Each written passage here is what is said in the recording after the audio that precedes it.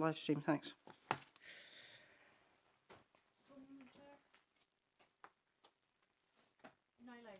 Thank you very much. So welcome to this meeting of the Nutrient Management Board on Friday the 26th of April. This is an extraordinary meeting to discuss the DEFRA plan for the Y. I'm the chairman of the board and my name is Councillor Alyssa Swinglehurst. For those present in the meeting room, if the fire alarm sounds, please leave the building by the nearest exit and proceed to the assembly area in the car park. The agenda papers and other relevant information for this meeting are available for public viewing on the Herefordshire Council website. The Council is streaming this meeting live on the Herefordshire Council YouTube channel and is making a recording. To ensure that recording quality is maintained, please speak as clearly as possible and keep background noise to a minimum. Please ensure that mobile phones and other devices are turned to silent. If there are any members of the public present, which there are not, so we don't have to worry about filming, please use microphones to speak. So if you press the button on the right-hand side, it will light up red, and then when you finish, press it again. We can't have two microphones on at the same time, so please remember to turn off when you finish speaking. And if you could introduce yourself, that would be helpful for people who might be watching this on YouTube. We have got people in attendance virtually, and I welcome them to the meeting. And if they wish to speak, if they could use the virtual hand, and then I will call upon them to speak. Thank you very much. So we're just moving into the agenda now. Notes and matters arising from the last meeting. Thanks very much to Henry for doing a very quick turnaround on the minutes of the last meeting. So those board members present, has anybody got anything by way of accuracy on those minutes, or are we content that they're an accurate representation of that meeting? Okay, we are content. Thank you. There are no public questions, although we do have questions which I will raise throughout the meeting that came in via the Catchment Partnership and other places. So we just make sure that we try to capture as much of the debate as possible within the room. Right, so we're on to the DEFRA plan for the Y. So before we go any further, I just want to ask Anthony McIntyre, as the River Champion, if she would care to say a few words, introduce herself to you, and also when she's spoken, if Will Lacey could also say a few words, introduce himself. He's on the call online. Thank you. Anthea. Well, thank you very much, Madam Chairman. I'm really delighted that you've invited me here today, so thank you very much. And I'm very honoured to be invited to be champion for the River Wye. It might be helpful if I told you a little bit about my background, because I've seen some sort of questions about, you know, who the hell is she, and it might help. I live in Walford, which is I'm a mile from the river where I am, but I have a stream that runs through past my house, which feeds the brook, which feeds the river. And we also have a spring, so I'm actually not on mains water. I rely on the water that feeds the River Wye for my drinking water, etc. So I feel that I do have a stake in this. I suppose by profession, I'm a project manager and a systems designer. And I moved to this bit of Walford about 50 years ago. So I was in my teens. And I've lived here ever since, although I've often been away working, but I'm always home at weekends. And I first got involved in politics when I became the youngest county councillor in England, representing the ward of Bartonsham in Hereford. So that's St Martin's parish south of the river and St James's parish north of the river. So I've represented that stretch of river, and that was a very long time ago. And then I moved to Ross-on-Wye as being nearer home, and I represented Ross for a further 4 years, again on what was then Hereford and Worcester County Council. Roll forward a batch of years, and I became a member of the European Parliament for the West Midland region. But I have to say, and I made it clear at the time, I represent Herefordshire. I don't care about the rest of the region nearly as much as I care about Herefordshire. And so that was always my focus. And I served on the Agriculture Committee, I served on the Environment Committee. And apropos of an earlier conversation, I found that the most important thing I campaigned for, actually, was scientific evidence-based policy making. So I think, let's make sure that whatever decisions, whatever we're doing, has a basis in real evidence. And so that's sort of one of the things that drives me. I'm actually meeting the Secretary of State for the first time next Wednesday. So don't think that an awful lot has happened prior to this meeting. It hasn't, although I have had a meeting with Will and with one or two others in London as a start. The position I've got is unremunerated, and I'm very happy about that. I do not want to be paid for this. It's a privilege to do this job. And I am very keen that we, as the current custodians of the river and the catchment, aren't the ones to see it die. I mean, I am really passionate about making sure we turn it around, see the restoration happening, see it improving, and are proud of what we can achieve for this river in our time looking after it. So that's my whole approach. In my past life as an MEP, I soon learnt you can't achieve anything without a huge amount of consensus, because in Europe nothing happens with, there's no party with overall control or anything. The only way you get things done is by working with people, and so that's very much what I intend to do. I know there's been some criticism about lack of consultation. I can't do anything about that. I can only start from now, but I'm very keen to consult. I want to meet as many people as possible, as many of the organisations as possible, and start on the process that I've been tasked with, which is to lead a task force. Now, don't ask me who's going to be in that task force. I know that's one of your questions. I'm actually up for getting advice from as many people as possible as who we should have on this task force. I'm very aware that there's been a lot of different groups meeting and different groups planning. What I'm most keen on is to identify something that we all agree needs to be done and doing it, so that we don't just spend an awful lot of time in the coming months talking, but I want us to actually achieve something. I'm happy if anyone's got any other questions, I'm happy to cover them. Otherwise, I'm really here to listen as much as possible to all your views today. Thanks very much, Anthea. So just to let everyone know how this is going to go, once Will has introduced himself, and also I'm going to ask Catherine Osborne to also introduce herself, because she will be new to members of the board as the Sac River phosphate guru in Wales. What I'm going to suggest is that we talk about the plan, the background and the sort of scene setting element of the plan as a whole, and then we'll drop through the plan point by point and discuss each action within the plan as we go through. So there may be questions that you want to ask now, but there may be questions if they relate to specific actions within the plan that you prefer to ask when we get to that point in the meeting. Okay. Right, so now I'm going to call on Will Lacey to introduce himself to you all. Will? Good afternoon, everyone. My name is Will Lacey.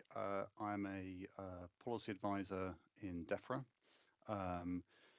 I have worked on the River Action Plan, and then before that, many other sort of water quality and agriculture policy issues at a sort of England-wide level for the past 4 or 5 years.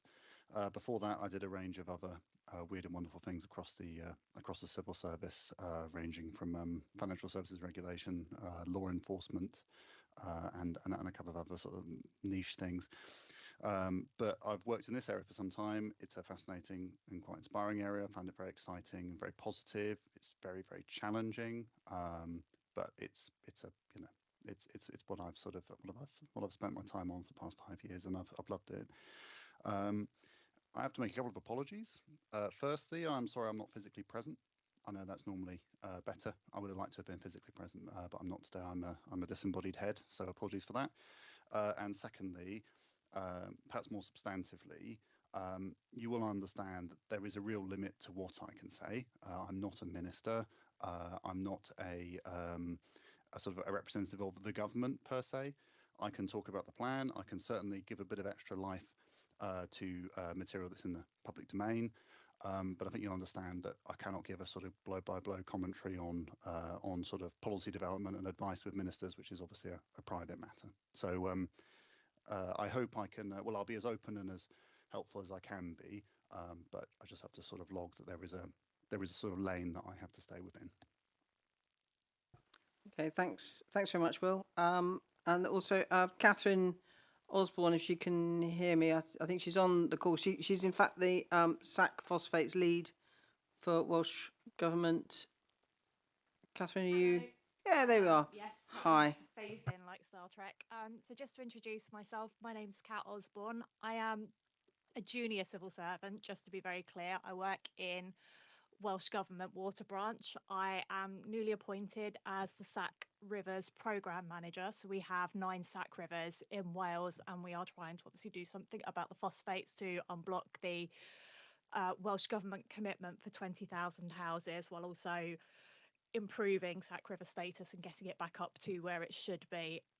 So just to give you a little bit of context, we support, obviously, it's the programme for government which commits us to improving water quality by beginning to designate inland waters for recreation and strengthening our river water quality monitoring. And we're doing that with an integrated catchment approach to combat river pollution. In Wales, we tend to do that through the River Summit process, which is chaired and led by our ministers, and the Cabinet Secretary on this side has announced that he is doing one in July, specifically focusing on the role and challenges of agriculture. So that's just a little update, and hello from me. That's great. Thanks a lot, Kat. Very nice to see you as well. Right, okay, so what we're going to do now is go into the plan, starting with the background and then challenges in restoring the River Wye, what we have done so far. At that point, we will take a pause and we will then drop through the elements of the plan, as I say, one by one. So you're welcome to chip in, but if you could, if at all possible, confine yourself to the particular bit of the plan that we're talking about now. The potential outcomes for this meeting would be that the Nutrient Management Board as a whole may wish to make a submission to the Environmental Audit Committee, which is about to rediscuss water quality in rivers. So that could be something that we would wish to do. Or we may wish to respond to DEFRA through the River Champion, you know, as a body, as a whole. Because I know we have got responses as individual members of this body, but we can also speak with for the Nutrient Management Board if we choose to. It will be therefore helpful if we keep our conversation relatively ordered for the minute taker, if that's possible, because we may then draw out what elements we might want to make if we want to put any submissions in, what we want to say. If that's okay. Brilliant. Okay, so looking at the plan, I mean, for start, it's great that we've got a plan. So very welcoming that that DEFRA have come up with this this sort of commitment. But I think it would be, you know, our job is not to simply stand on the sidelines and cheer. We're a group of people who are very embedded in this problem, who are, you know, who've been working on it for some time. So we have got a lot to give, and I hope it's in that spirit that the comments today will be made and will be received. What we're trying to do is the best thing for the river. We're trying to make this plan the best plan it can possibly be. There are warm words about the great work of citizen scientists in the third paragraph of the plan. Warm words that butter no parsnips. There's no money in the plan for citizen science, so there's no actual support for them, and it would be useful if they had some support and money. They do an incredible job. If we were actually having to pay, you know, hour by hour, 500 people going out to test water quality, by gum, we'd all be bust. So, you know, they're giving a lot. We could give them some of the kit to do their job better and to help and support them in what they do. I would have liked to have seen something in the plan other than just a very nice acknowledgement of the the contribution, the important contribution that they've made. We also there's a point in the same paragraph about how we're understanding the picture, but better understanding. Again, there's nothing specific in the plan about how funding might go through to academic research, and very important. We're constantly pushing back the boundary of what we know, and bringing that wealth, that richness of knowledge is changing what we think is the right action and the right thing to do. It's important to keep supporting that research and data gathering. Will. Thank you, Alyssa. I just wanted to point to the last commitment in the plan, which talks about developing the evidence base. So I think there will probably be some flexibility in there to support, well, certainly the intention is to increase our understanding of the problem and increase our understanding of which interventions are most effective. So I think we have got a commitment in there around improving evidence around the problem. Okay, that's great. I would make a very strong recommendation that you talk to the WASC Foundation about their ongoing work, particularly on the algal project.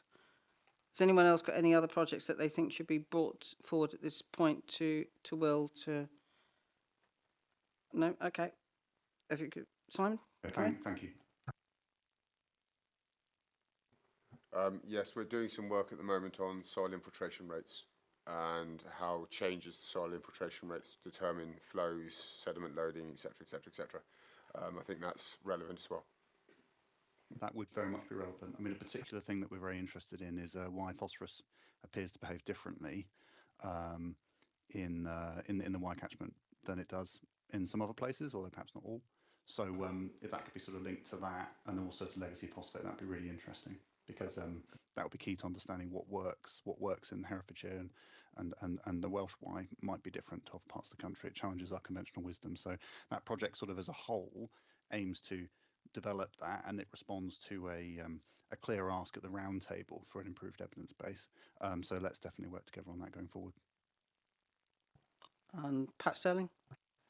Thanks, Alyssa. Yeah, as Pat Sterling, Friends of the River Wye, I'm the Citizen Science Programme Manager for that organisation and sit on the steering group for the Y Catchment Partnership, and represent the Y Alliance, which includes CPRE, the Y Salmon Association, Friends of the River Wye, and the Y Alliance, all of which has together is the aforementioned 500 or so monitoring points which are monitored by citizens.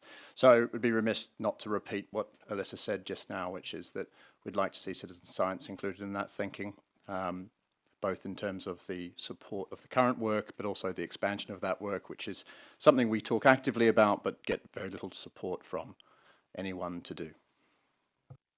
And is that for equipment, or is it sort of, I mean, is it mainly around equipment? Mainly equipment, yep. Mainly equipment, but of course, you'll understand we are extremely light. I'm fortunate enough to be the only paid person in the catchment, I think, pretty much, who I'm working on this. I work 3 days a week on managing that programme, and that's it, other than equipment. So, yeah, I think some more support would be very, very welcome, especially if we are considering going beyond just what we do now, water quality testing, towards more direct testing of the things we want to see return to good health, which is, the wildlife and biodiversity, etc.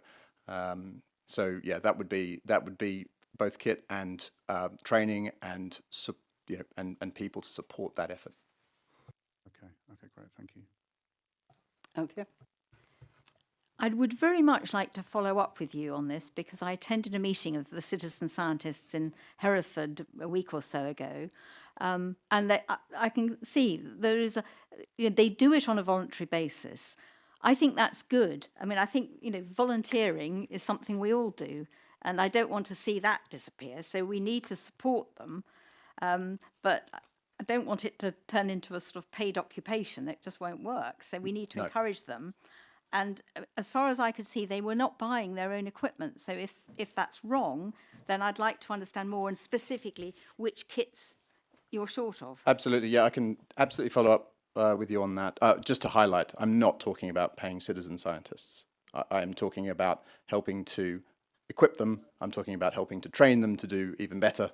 And I'm talking about expanding the programme to be even better at measuring the more critical things, that we're seeing. So yeah, just to underscore that, yeah, we've got 500 or so unpaid people, and we don't want to pay those folk. We want to continue to expand their good work. Yeah.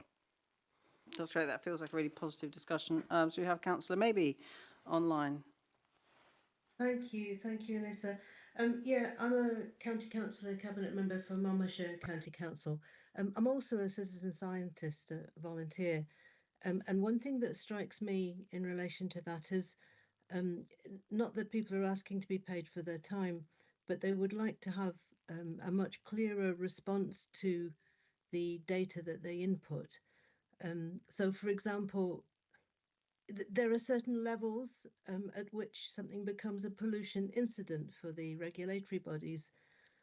However, there can be trends within a local river which are not severe enough to hit that radar, but are clearly an indicator of a problem. And there's always this kind of credibility gap where I think citizen scientists are not getting any clarity on the use of that sort of knowledge. I think we understand that we're not acting as lab scientists in this capacity, and all we can offer is an indicator.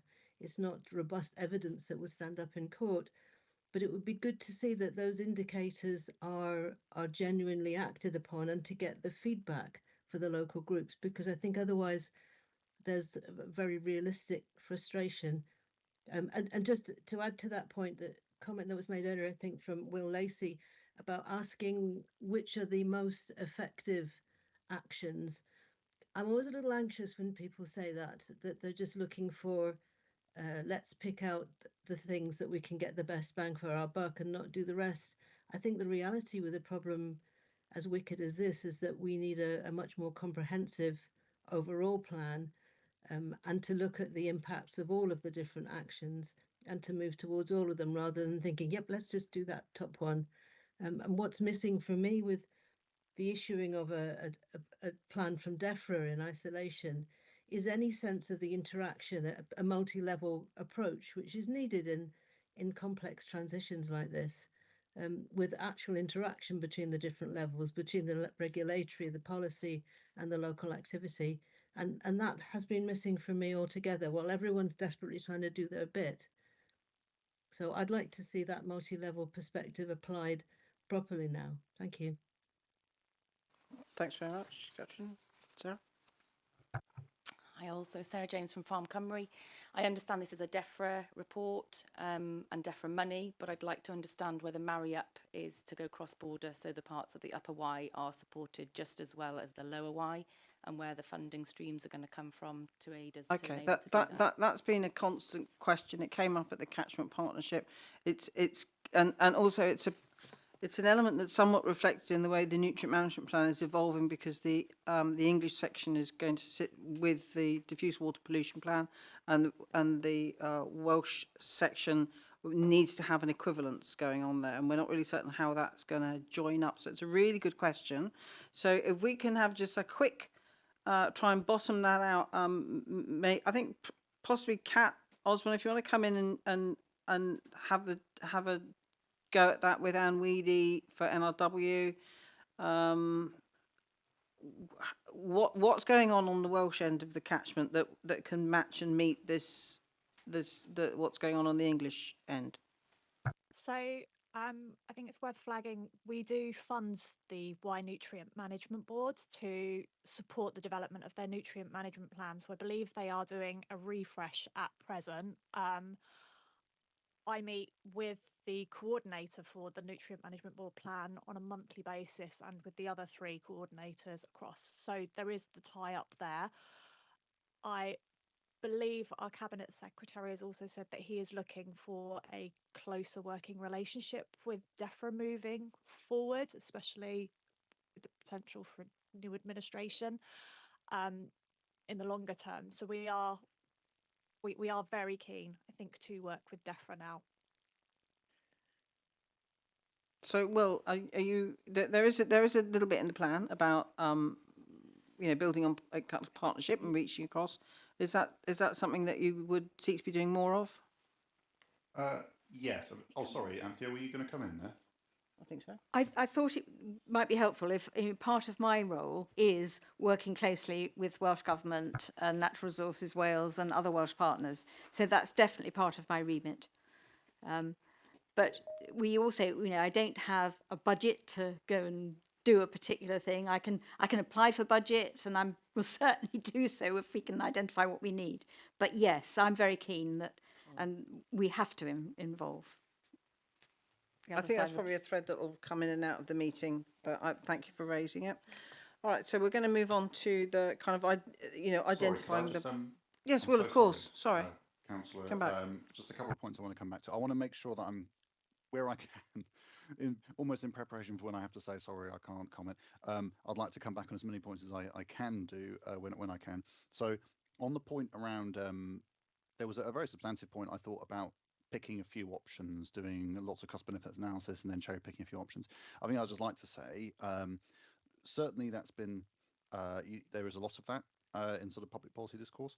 I'm very clear, and I've been clear, I've been doing this for some time now, that actually you may need a list of 20 or so actions that that different farms might do to a differing extent, but there are so many different types of circumstances that you need actions that will be effective and tailored to the situation. So just to reassure, we're not looking to say, oh, okay, well, we're trying to find the kind of smallest possible one size fits all solution and then sort of stepping back.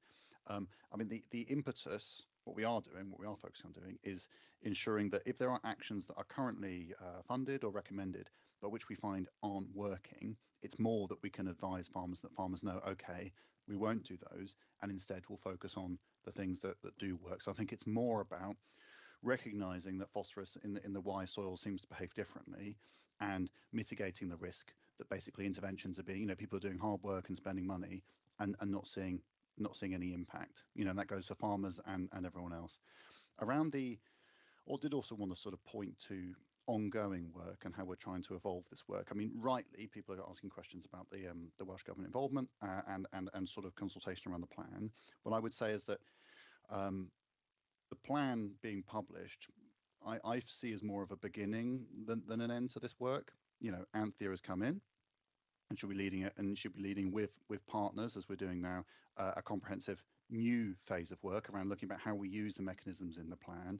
And as we in government focus on implementing the commitments in the plan that are specifically for DEFRA, we will be consulting with as many people as we can locally, and that will be, I think, quite a lot of people.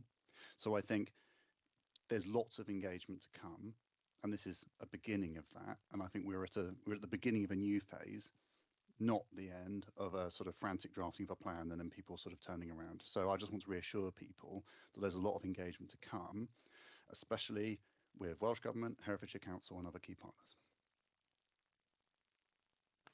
Well, that's certainly good to hear. Thanks, Will. Kat, and then I'll come over to James. Yeah, I just also wanted to flag just for awareness. In 2022, we did issue sort of a River Summit action plan, which was all across Wales. Citizen science was one of the actions on there. There was some work done with NRW on assessing sort of how citizen science could be utilised and setting up some parameters for it. And I believe that the opportunity to utilise citizen science is part, again, of within the gift of the Nutrient Management Board. So it was just to flag that. Thanks, Kat. So we'll go over to James and then Andrew.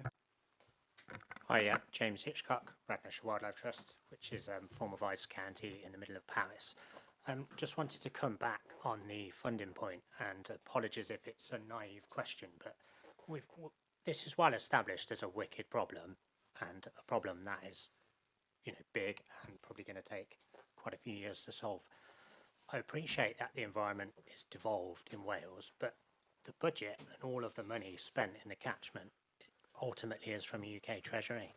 Can we not find some sort of resolution that the money for a Y plan for a catchment, working across a catchment that we can only solve and get back into health by taking a systems thinking approach, is spent on the actions needed agreed by the plan, and we don't let politics get in the way? This needs to be cross-party support long term. And that just does not come out strongly enough for me. It's quite frustrating being on the Welsh side. Just, I think the problem, and as far as I can see it, that because this is a devolved issue, the DEFRA ministers can't just say this is what's going to happen. But I completely agree with you. And as part of my brief is to work closely with Welsh Government, Natural Resources Wales and other Welsh partners. I think we have to push for that. So yes. That's great, thank you. Andrew Blake. Yes, thank you. Yeah, Andrew Blake, Wye Valley National Landscape Manager.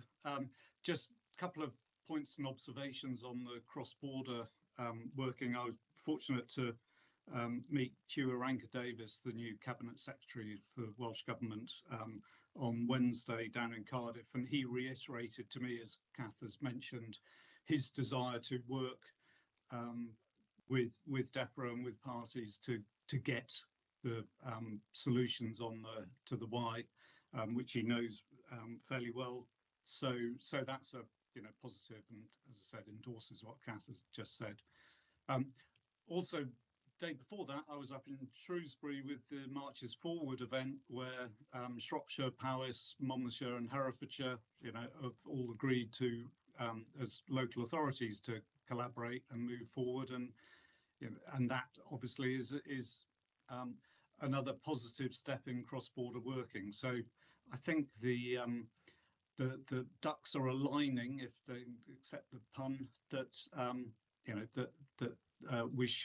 we're coming to a stage of hopefully greater collaboration and cross-border working alongside this Nutrient Management Board and of course the Wye Catchment Partnership as well. Thank you. Thanks, Andrew. Right, Mary. So I'm Mary Albright. I represent the housing sector in Herefordshire. Just two points. One is more of a kind of a cross-border point, but just to reiterate that I live around about 4 miles from the Welsh border in the Arrow, and there is no border as such. So farms own land in both England and Wales. They work with partners in supply chains across the border. I build in Wales, I build in Herefordshire. So I don't think that the definition of border actually exists anyway, but I was going to reiterate Andrew's point that the county councils already have a partnership agreement, and that's a really good vehicle for moving forward items that we work with. And the Nutrient Management Board exists and has always been a cross-border group. So we have all the things in place. We probably just need to amplify the Welsh side of it and make sure that the funding comes from the UK government, which is my neighbours down the road as much as it is us. And the other point, probably just to reiterate to Anthea and Will, so it is a fresh start with a new plan, but I've had the dubious pleasure of being familiar with the first nutrient management plan, which is 2013-2014. So it's a new plan for you guys, but it's an existing pain for those of us who've been doing it for a long time.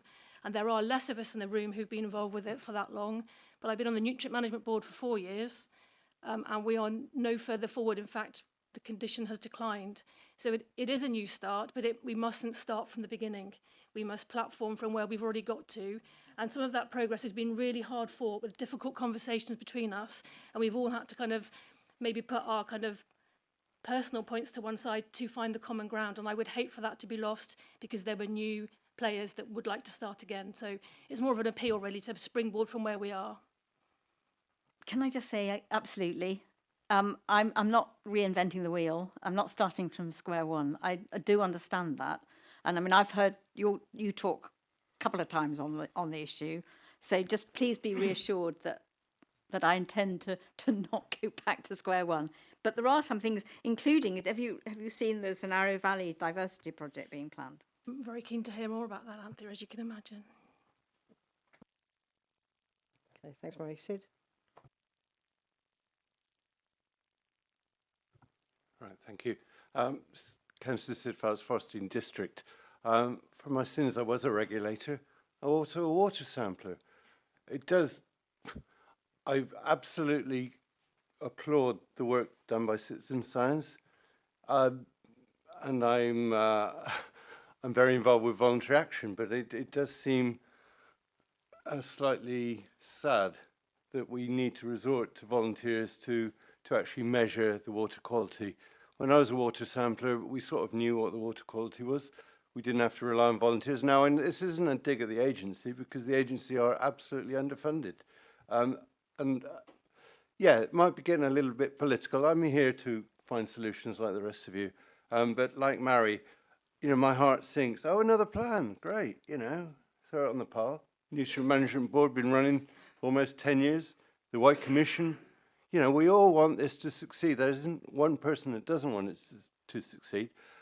But I think the bottom line must come with the regulator. Now, you know, not Ofwat, the EA and Natural Resources Wales. You know, the bottom line is if they can't protect our environment, either they're so under-resourced they cannot meet the task, or they don't have the legislation to actually do the job.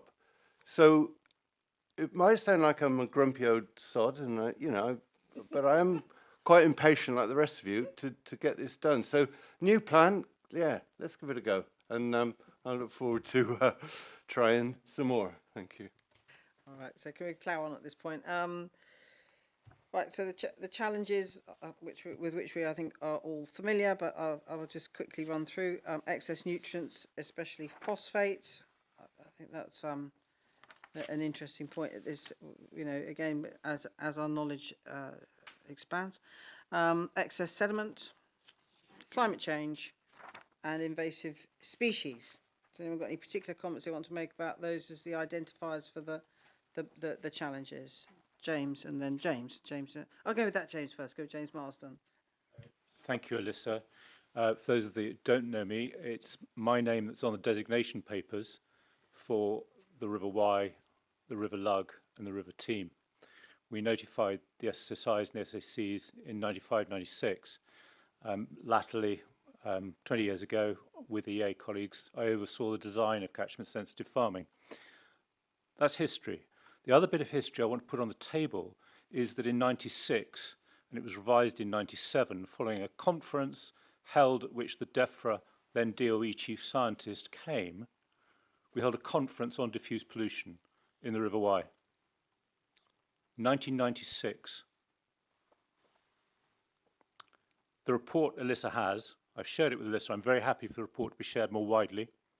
Patrick's seen this as well. It was commissioned by me from English Nature, and I'm happy to share it with DEFRA colleagues as well. Where I want to go with this is look forward, though, and it's what we all want to do. So one of the things that I'm worried that is missing is the lack of alignment, firstly, with the LNRS, and we've got Liz sitting with us, who's leading bravely and ably the LNRS for Herefordshire Council as responsible authority. I see no reference to LNRS. I may have missed it in this plan. I see no cross-reference to the Environmental Improvement Plan targets. I see no reference to 30 by 30. And let's not remind ourselves, 30 by 30 global treaty signed by the late Prime Minister, former Prime Minister, Boris Johnson.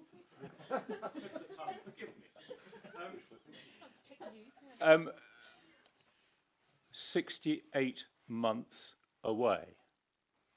And the apex target in the Environmental Improvement Plan is to halt the decline in species abundance by 2030. So what I think we need to hear from the plan, and what we as a common endeavour need to do, is to backcast from 2030 and think about what needs to happen between now and then, who, what, where, how much, to deliver on 2030, and then move beyond.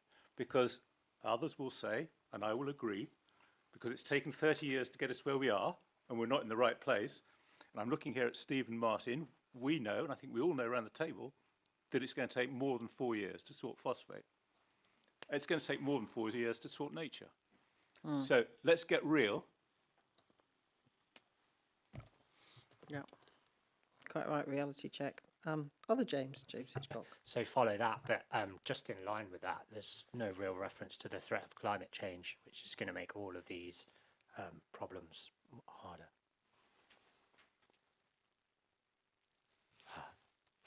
There is reference to climate change. Right. Yeah. So Will, do you want to come back on on any of that? Yes, yes. So starting with the last actually, so on climate change, clearly there is there's a massive sort of national endeavour to try and get to grips with climate change around net zero. I mean, the objective of the plan wasn't to try and sort of comment on and try and sort of get into that, but there is a big part of the plan is around mitigating the impacts of climate change, and a major one there is around the landscape recovery schemes and the 24-metre wide 3D buffers. The intention there is that if we can expand tree cover in riparian areas, we would shade the river, and that is part of the way in which you can mitigate the impact of sort of the longer, hotter summers. The other, well, yeah, that's an area in which we were trying to sort of touch on climate change. But the plan, yes, is much more focused on nutrient pollution, as that is sort of the sort of pressure on the river that has been sort of coming forward most strongly. The references to the other strategies, we are cognizant of all those other strategies and commitments. I think in drafting the plan, I think we didn't want to just reel off a long list of strategies. I think people are aware of those strategies. I hope that no one thinks that anything in the plan cuts across or contradicts those strategies or commitments. To my knowledge, what's in the plan supports those commitments. But I think it's a local plan. It's more focused. It's zooming in on the specific catchment rather than talking about the sort of national and international commitments, which are commented on extensively in other sort of DEFRA publications. So if that seems like a gap, then I'll take that on board. But yeah, that's the sort of rationale behind that. Thanks, Will. Simon. Thank you, Chair. Simon Evans, Why Us Foundation. I think you covered off most of the issues in the plan that are impacting on the river. I think there is a slight, we have to get real about climate change and be a bit more serious about mitigating it rather than exacerbating it, and not sort of tinker around the edges, but actually really deal with the fact that we're getting 13% more rain in the winter, etc., etc. The one that's missing is emerging chemicals. It's an unknown at the moment, but all the data that's coming from Europe and coming from monitored rivers in the UK is that this is going to be a problem, and we can probably solve everything else on the river and have a seriously degraded river just simply due to the levels of chemical pollution in the river. But as of yet, this is an unknown. But the data from Europe is showing that every single river sampled had chronic levels of pollution for insects, and 14% had acute levels of pollution for insects. We have got a loss of Gammarus on the Y, and we don't know, which is a keystone ecological species, and we don't know whether that's down to the loss of ranunculus or whether that's down to chemical pollution from things like fipronil. And ironing out these is key. Thank you, Simon. I mean, some of my colleagues in my division work specifically on with threats from specific and novel chemicals. So I think they'd be really interested to know. So I mean, they may already be looking at it. I will check with them. But if you have any specific things that you're clear that we absolutely need to be focusing on, I'm very happy to take that away. Can I add to that atmospheric nitrogen potentially as a further problem which is ignored in this plan and that we don't really understand at this point, but we have, I think, quite valid concerns about both the impact on the environment, but also direct impact on human health, and that's ammonia. Thanks, Pat. And Martin Williams. Martin, I'm from Herefordshire, representing a group of individuals, so I can't sit here and represent all of those individuals as I speak. I sit here as a very practical man. I'm a farmer and I live on the river. I will not benefit in any pecuniary way from this plan. Does that bother me? No, it doesn't. However, the front-facing argument that's come out of all the press over the however long it's been going on, I've been sitting here for 3 years, has been around poultry, which is unfortunate. But it's now fortunate that Will has come and DEFRA have come to help with that mitigation. And I think that is what this mitigation and this plan is around. It is around nutrient and not necessarily the other aspects that will be coming forward. There will be a next thing.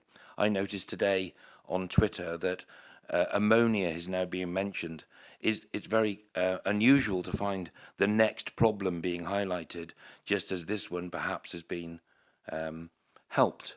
I'd like to put into the conversation the step changes that have happened over the past 3 years, that we must sit and celebrate some of these wins, because if you don't sit and celebrate the wins, this place is going to be a moribund atmosphere for the next 20. So sit and celebrate the fact that Avara have taken the choice to remove nutrient from the catchment. Celebrate the fact that we have a landscape recovery scheme. Celebrate the fact that SFI is now going to change farming practice, and celebrate the fact that we've just been offered £35 million from government into a small area of catchment. And I think we can sit here and be morose and miserable and pick holes in any plan that's produced by anybody, but let's just celebrate those small wins. Going forward, the silo working that has happened up until recently has been detrimental to the river. It is detrimental to the action, it's detrimental to the work streams. It must be a collaborative effort.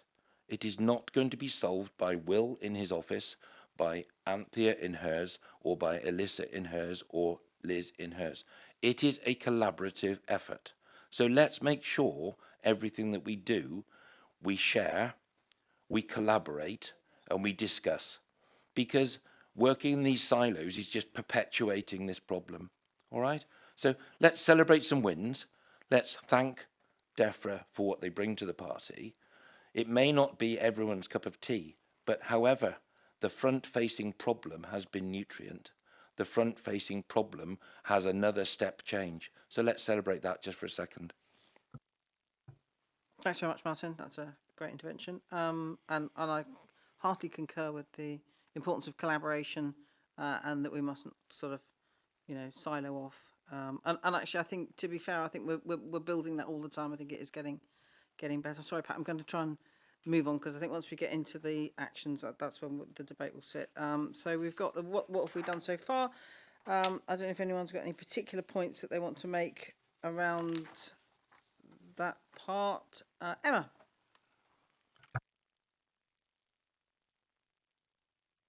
I think you're on mute, Emma.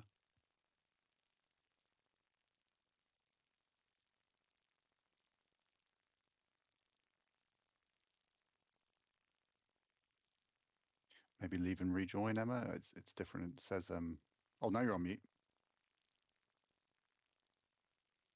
My mic was disabled, apparently. You're good to go. Alyssa, what are you doing to me? So yeah, just building what Martin said, I think there have been lots of frustrations over the year. I don't think there would have been such informed input from those around the table 2 years ago. So I think we are now in a much better place of a shared understanding of the challenges we're facing and the need for more evidence and the appetite for novel, innovative solutions. But I really would like to echo what Martin said. We have achieved a lot. We are in the progress of doing an update on what actions in the plan have been completed or underway. And it's very easy to say we're not doing enough. I do just want to echo what Martin has said, and on the record saying that we are doing all that we can at the pace that we can. And I know everybody's collaborating and is working in that spirit. So thank you. Thanks, Emma. And Councillor Maybe, and then Richard. Thank you. Sorry to reintroduce a more negative note, but in the list in the plan of things that we've done to date, I'm afraid it reads as a political statement and not a plan. Having numbers of, visits made, amount of money spent, it means nothing out of context. If you talk about the amount of money spent on something, you need to set that against the amount of money that is needed to achieve that result. If you talk about the number of farm visits, you need to set that against the number of farms that are not visited, the number of farm visits that would have been ideally required. So, I'm not saying that this is bad numbers, but who knows from reading that. So unfortunately, presenting material like that is not collaborative. It's just making a statement. look what a wonderful thing we've done, and it does contribute towards mistrust, not trust. So I would beg you, DEFRA, who've issued this, in future not to do that, but to actually give us context and really treat us like the intelligent human beings we are, trying to make a difference here, not just receiving a wonderful number like so many billion, which is meaningless in itself. Thank you. Thank you, Councillor. Maybe, I mean, I think the point that I would make about that when I was looking at that, I was thinking, and this is picking up a little bit on what Anthony was saying about the importance of evidence-led decision making, is that you can say that we've put dollar amount of money into something and we visited umpty bazillion farms. And we've done something. What's the outcome? Where's the evidence of efficacy? And that element is lacking for me in the plan. Richard. Nicola Kutcher. Hi, Nicola. Hello. Hi. It's great to have Anthea and Will Lacey here. I just wanted to raise this point about the incinerators because Martin and others are celebrating it, but lots of people in the catchment are worried that if you just have incinerators to burn poultry manure, you actually lock in that intensive life. Nicola, I'm going to stop you there because we are actually going to go through the plan action by action. So if you can hold that thought until we get to the incinerator action, then it would just make it a lot easier for the minute taker. Thanks, thanks, Nicola. Thanks. Any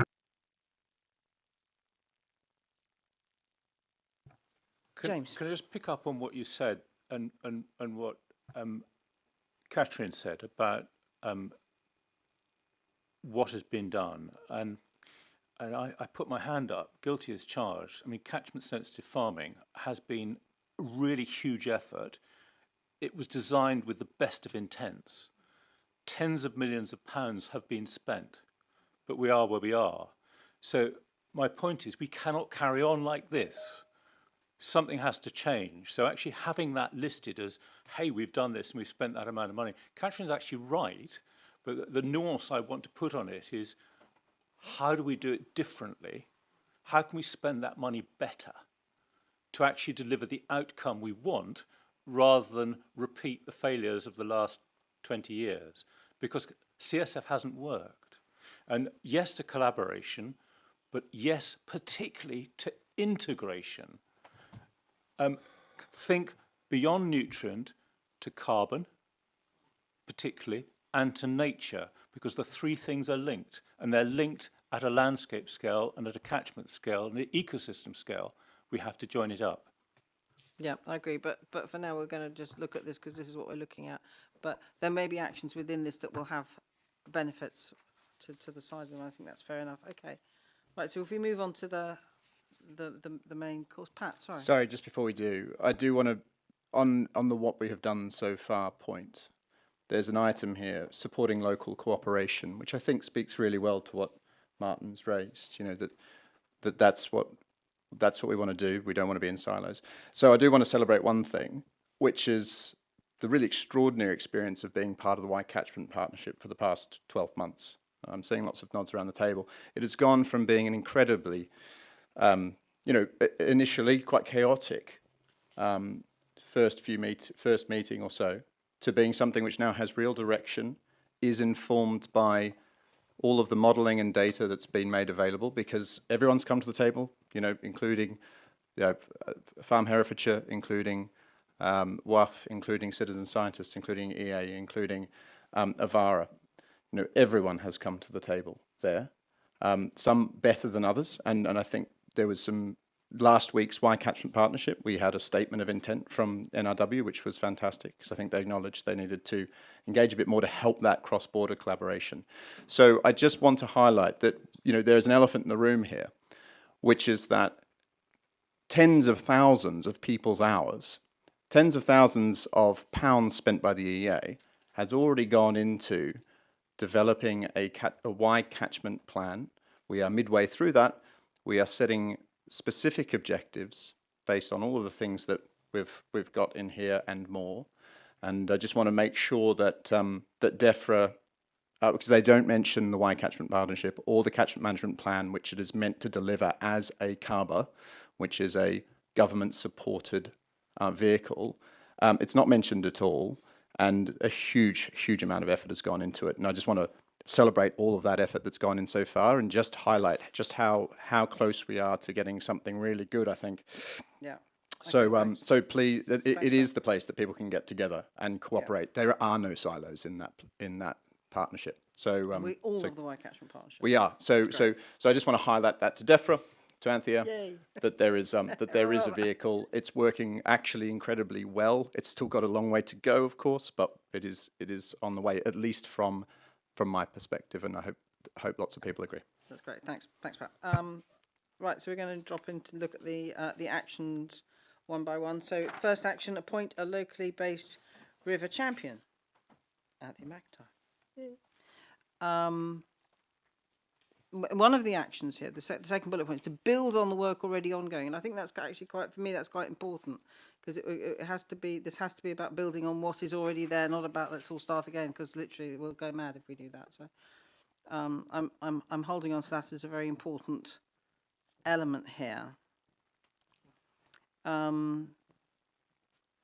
Very pleased to see the kind of the use of manures as a nutrients and energy source, and not to spread an excessive crop and soil need. I think that seems to be a very good thing. Now we've got then the bullet point about the development of a 5 to 10 year catchment plan that Anthea will lead.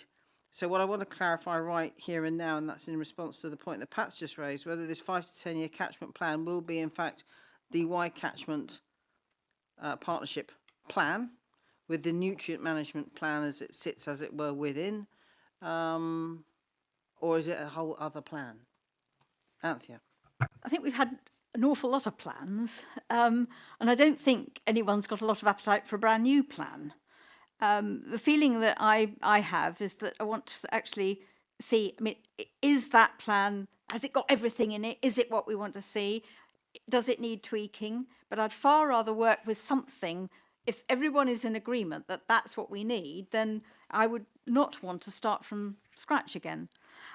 In this list of, we will appoint Anthea McIntyre to, and then the list, I have to confess that the first item I see as championing the River Wye, not so much the government's or anyone else's interest. Yeah. Will, you better shut your ears at this point. But I will make it clear, because I've got a discussion with the Secretary of State next week. That's what this role is. It's got to be championing the River Wye, and that's where I'm starting. And the whole aim, obviously, is to put it in the right direction, to restore it to a favourable condition. And it's not going to be done overnight. I mean, I am not going to wave a magic wand, and I'm fully aware of the lots of different interests, lots of different people that have got ideas, and I very much want to include everyone. So I'm already developing a sort of a calendar of going to meet as many people as want. And to any of you who have written and I haven't got back to you with a date, just bear with me, because I don't have any admin staff, so I do work on that. But nobody has told me where I have to start or finish, either with the task force or with the plan. So don't feel that you're all going to have wasted any of the enormous amount of time you've all put in. I couldn't bear that. So I wanted to respond very quickly, simply with the mission statement of the Y Catchment Partnership. So in the terms of reference document, which is to restore the catchment to a state that supports favourable conservation status of the designated features of the Y Special Area of Conservation and the LUG SSSI. And that the purpose of the Y Catchment Partnership is to generate a catchment management plan and to coordinate its delivery by partners in order to reach that mission. And that's the partnership that every organisation in the room is engaged in. So I think it would be really useful for Anthea to sort of look around that plan, look around where you're at with it, and see, and also I think probably to catch up with the progress of the existing nutrient management plan and where that's going, so that we can make a judgment about whether those plans form the basis of this other plan. And I very much hope that they do. Jamie. Thank you, Alyssa. Well, look, big welcome, Anthea. And yeah, I guess building on what's been said, good that you're meeting people. The government's going to change in a few months, probably. So can you confirm that A, you have the Shadow Secretary of State in your diary, and B, Hugh Ranker Davis, number 2. That'd be good to hear. Yeah, I mean, I should make it clear that my appointment is in the gift of the Secretary of State.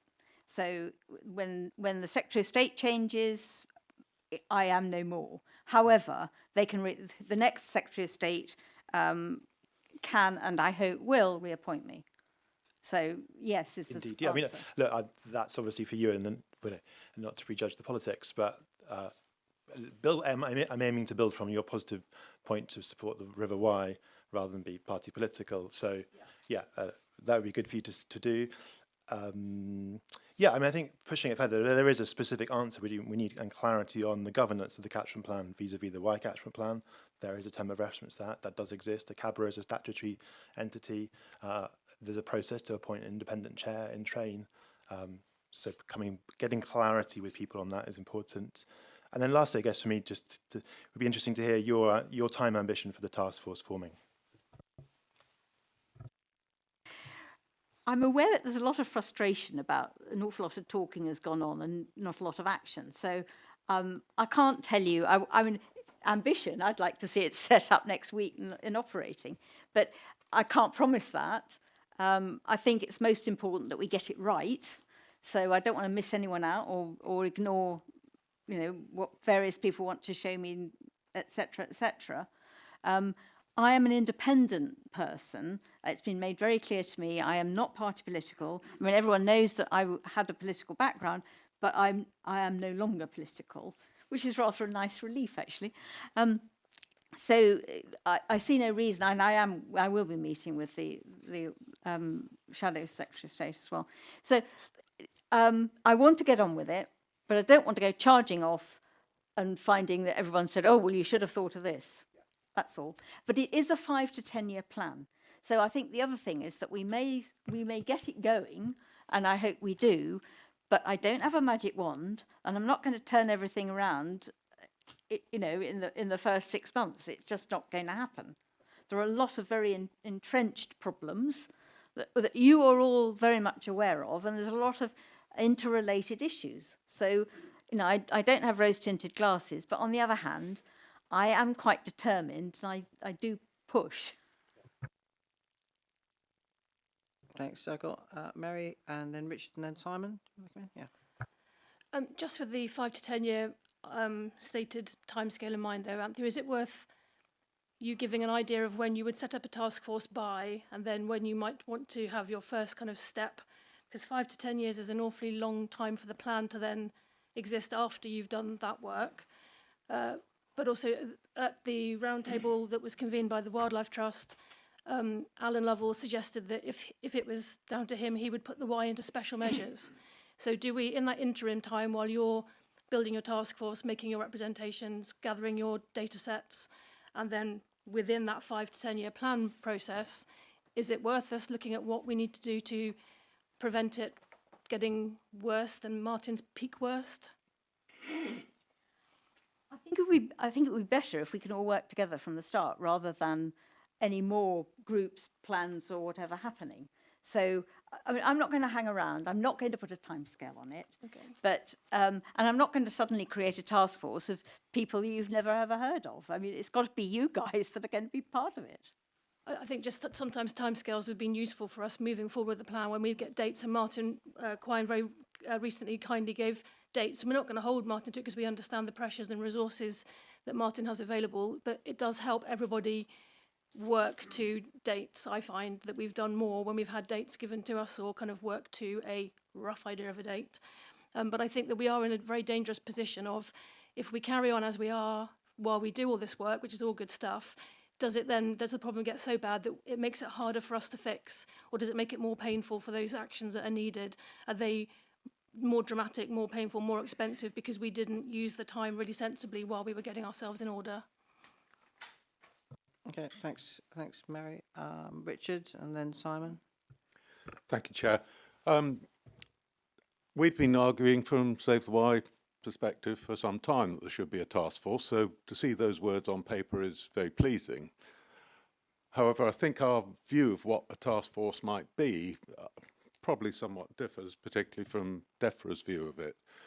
We see the need for a team of professionals working together to facilitate the development of the plan, yes, but actually start doing some implementation. And that needs resources and that needs a budget.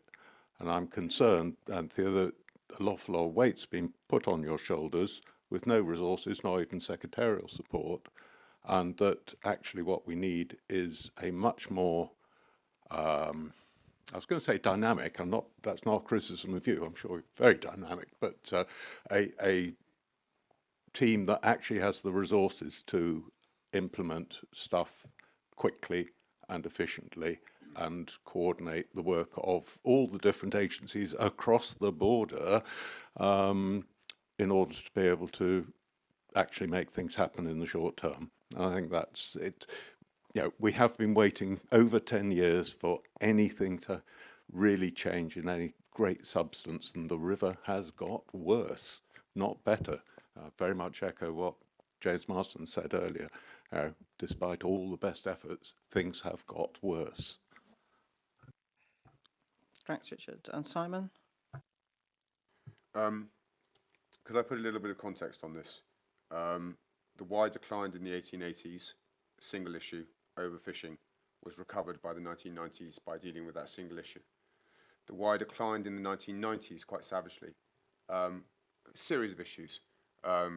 Fish blocked off, too much soil in the river, and degraded habitat. This was then sorted, and by 2016 the river was classified as recovering, and the river was in full recovery, and we didn't have a problem. It then got whacked again by a new set of more wicked, complex problems, and the problems got more wicked and more complex with each progressive stage.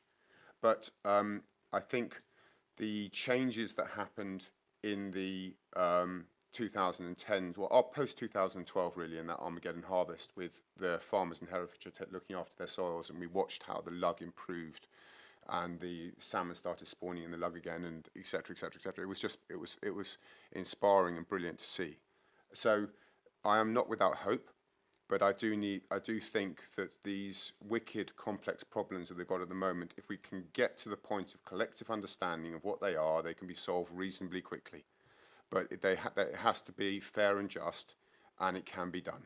So, but I do think we need to look. The Y has recovered twice, and can recover a third time. Thanks, Simon, for that context. I think it's important that we do understand this is not a kind of a one-off thing. There's been a series of issues. So, Paul. Thank you, Chair. Paul Vernon from the Y Salmon Association. Listened to everything that's gone on this afternoon, and very much appreciate a lot of the comments that are made. One of the issues that we've got is that it's not so much an issue; it's a fact. In the DEFRA plan, in the first few pages, salmon gets mentioned an awful lot. And then once it gets into the detail of it, any mention of salmon as the key indicator species for the Y and its status very much disappears. There are a lot of good plans that are in place, plans that definitely need to take place. Issues need to be sorted. However, recognising that now the salmon has critical status from Atlantic salmon has a critical status from a worldwide point of view. We have to start doing something now very specific for the salmon. It has to be future-proofed. There are techniques that can be applied. There are strategies that can be put in place. We have a situation at the moment where, from a salmon point of view, everything that is happening to, shall we say, save the salmon, save the Y, save the critical species within the Y catchment is basically built on hope. And as Simon has put, there's some very, very big global issues of climate change, sea survival and all that. But that we are missing putting some future-proofing strategies in place. And I hope that in pretty short order we get a chance to meet with Anthea to discuss those and fully make her aware of exactly what's happening. Specifically on the Y, but it has much wider context as well. Thank you. Thanks, Paul. I'm sure Anthea would welcome that. And indeed, since we're also talking about this, a plan for the future, ideas can come forward and potentially be included. So that's, just because it's not right here and now, that's fine. This is a plan within a plan, if you like. Will. Thank you, Councillor. Sorry, I was just observing the camera speeding around. I don't know why it's pointing over there in the corner now, but that's quite interesting. Just coming back on the salmon point, so I mean, certainly there wasn't any intention for salmon to sort of lose their importance as the plan goes on. I think it's just that we start talking about the pressures and then we start talking about the solutions, and none of the solutions are, as it were, salmon specific, at least explicitly within the plan. I think the nutrient pollution impact on the plant diversity, and crucially, I think for me, is around controlling sediment pollution, are two really important things for salmon, particularly with the sort of sedimentation and the spawning ground. So. And I think what we've got in there around the buffer strips and around no-till, we make an explicit reference to in Sustainable Farming Incentive. That is an explicitly kind of improved way of farming from a certain perspective that can reduce soil erosion very significantly. So those are some of the things that we were trying to really kind of make sure we are covered in the plan. So if there's anything missing, any sort of salmon-specific actions which you feel are missing, Paul, be very interested to hear them, and I can take them away. Well, yeah, I mean, there are a number of things that we'd like to make you and Anthea aware of. I think the points that you've made about, improving environment, looking at sedimentation, looking at general water quality and habitat, that's fine, but there are some other key issues around about predation within the river, what's happening at sea, what's happening in the estuaries and things like that. And if you don't take those into overall account, NRW and the EA are already saying that the chances are that within the next 10 years, Y salmon will become extinct. So when you're talking about a 5, 10, 15, 20-year plan to sort the overall quality of the river out, that's fine. But if you don't do the future proofing starting now, you're not going to have any salmon. They're not going to come back naturally. Seals came up. Is that a complete? I mean, I didn't take seals as a problem particularly seriously during the development of the plan. Is that something that we should be thinking about? In the tidal stretch? Yes, definitely, and also fish-eating birds within the catchment as a whole. When you start finding seals that are 10, 15 miles up the river, chasing salmon, and there's evidence and there's proof of them being sighted, you really need to you really start to understand the pressure that's being put in place. I can see by the look of your face, Will, that you're pretty surprised about that, but that's a situation that's very well documented. We hear a lot of weird and wonderful theories, and sometimes I must confess to sometimes wondering whether people are trying to lead me up the proverbial. I take you very seriously in what you're saying. Thanks, Paul. We're going to just draw a line on that now, but I think pick it up as a separate thread, because some of that stuff sits well outside of our discussions today, and I'm not sure we want to just make on the hoof recommendations about killing seals and birds and stuff. James. Yeah, very briefly on the subject of birds. Well, you may not know, but your colleagues in NRW are about to receive a licence application to reintroduce the white-tailed eagle to the Severn Estuary. The white-tailed eagle is a fish-eating species primarily and an opportunist. So let's do the joining up. My point, however, is about baselines. What are I'm an evidence kind of guy, and I think we've talked and we've all agreed that we like evidence. So we need to understand the baseline. So where's this plan starting from? Is it the 2022 data from Refocus on Nutrient? Is it Natural England's 23 assessment of conservation status of the river? What's the baseline? Because the concept, and back to fisheries, the concept of shifting baselines in fisheries management is well known. So if you then look forward from a baseline, you need a target. And I've mentioned several already. EIP 23, the interim target for habitat restoration is 2028. The longer term target for SSI recovery is 2042. and yet this is a 5 to 10 year plan. How does it align? Sorry, Will, we can't ignore, or I don't, sorry, that's pejorative. I don't mean that. I'll take that back. We can't say it doesn't cut across, but it has to align with these other targets. So there's the new plan, even if it's actually the old plan with some tweaking, Anthea, and that's brilliant that you said that. So we have to think about 2028, we have to think about 2030, we have to think about 2042, and then your 5 to 10 years. How does it stack up? How does it look against the baseline from where we start? What is the trajectory? What needs to be done? Where, what, by whom, with what resource to get through that trajectory to the target? All very good points. Thanks, James. Martin. Yeah, so Martin Quine from the Environment Agency. I think most of us around this table probably talk about plans every meeting, and we also talk about the number of plans. And we've done quite a lot of work, as alluded to by Pat already, in terms of understanding plans. And we've got this introduction of a third plan, if you like. And I think we all agree we don't want a third plan. We need to build on what we've already got. So most of you will be aware that we're currently reviewing the nutrient management plan for the English part of the river. We also call that a diffuse water pollution plan. It's one of the same thing.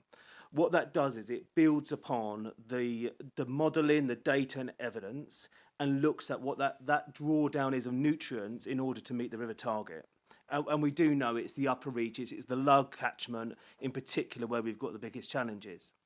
We also know that the nutrient management plan is very specific to nutrients. The reason being is because we are looking at what is the failure of that SAC target. When we then look at the Catchment partnership and already acknowledge that that has come together really well in the last sort of 9 to 12 months, and I think there's much more collaboration, much better opportunity to work together. There is the plan developing in terms of what the overall river health looks like. So we look beyond nutrients, we look at the climate change projections, and we've started some work on that already, which the EA have supported with funding. And we've had a conversation this week, Pat and I and one of my colleagues, around how we can develop that further so we build on more data, more evidence and more modelling. And I know there's a frustration around, I suppose you can plan forever and at some point you need to do something. But actually what this does is it ensures that we have the right interventions in the right places, because the reality is we have to prioritise where in the catchment will have the biggest benefit. So to sort of understand what we're doing next is the ambition will be we have one plan, so the catchment plan, and within that the nutrient management plan will sit, because therefore the actions for nutrients are going to be the same and similar actions that the catchment plan looks at for the overall river health. So we're working on that now. We've started the conversation. I think there would be a benefit of perhaps a smaller meeting outside of today to specifically talk about that and where we are, and perhaps share some of that knowledge and some of the background behind it, and perhaps bring Anthea in that conversation. I think that will then help frame building on the current plan, because it does acknowledge within the DEFRA plan, it's about building on that, rather than starting from the very beginning. And I think that's where we're at. What we then do is we need to understand the gap, because at one point we'll get to a position where we recognise that all these interventions are happening. Is there a gap, and what is that gap? That builds on a conversation around how do you close that gap. And that's when we're talking about other measures. For example, it could bring a conversation around water protection zones or other measures that need to come in. And that's where Anthea can help support taking that forward. So I just wanted to acknowledge that in the room today, and perhaps we'll take that conversation to develop it further offline. Thanks, that's very helpful. Sarah. Can I just ask for a bit of clarity that all you've said there, Martin, is the English side, or is that cross-border? And if that's cross-border, who is responsible to produce the Welsh side of all the equivalents we have been talking about, all the plans for the English side? Thank you. So the work we've been doing, I know recently you joined the Catchment Partnership. So the work that we funded, so it was about the catchment as a system, and that was with Mott MacDonald. So we specifically covered that as a wide catchment, because we all know the river doesn't stop at the border. In terms of the DEFRA plan and the diffuse water pollution plan, which is the nutrient management plan for us, it is specific requirement to England. And I think, as we've already discussed today, NRW have got a phosphate or phosphorus action plan within Wales, And I know Anne is currently looking at how we can therefore bring the same review to marry up the top of the river and the bottom of the river rather than just the middle. So that's the conversation we now need to build on next.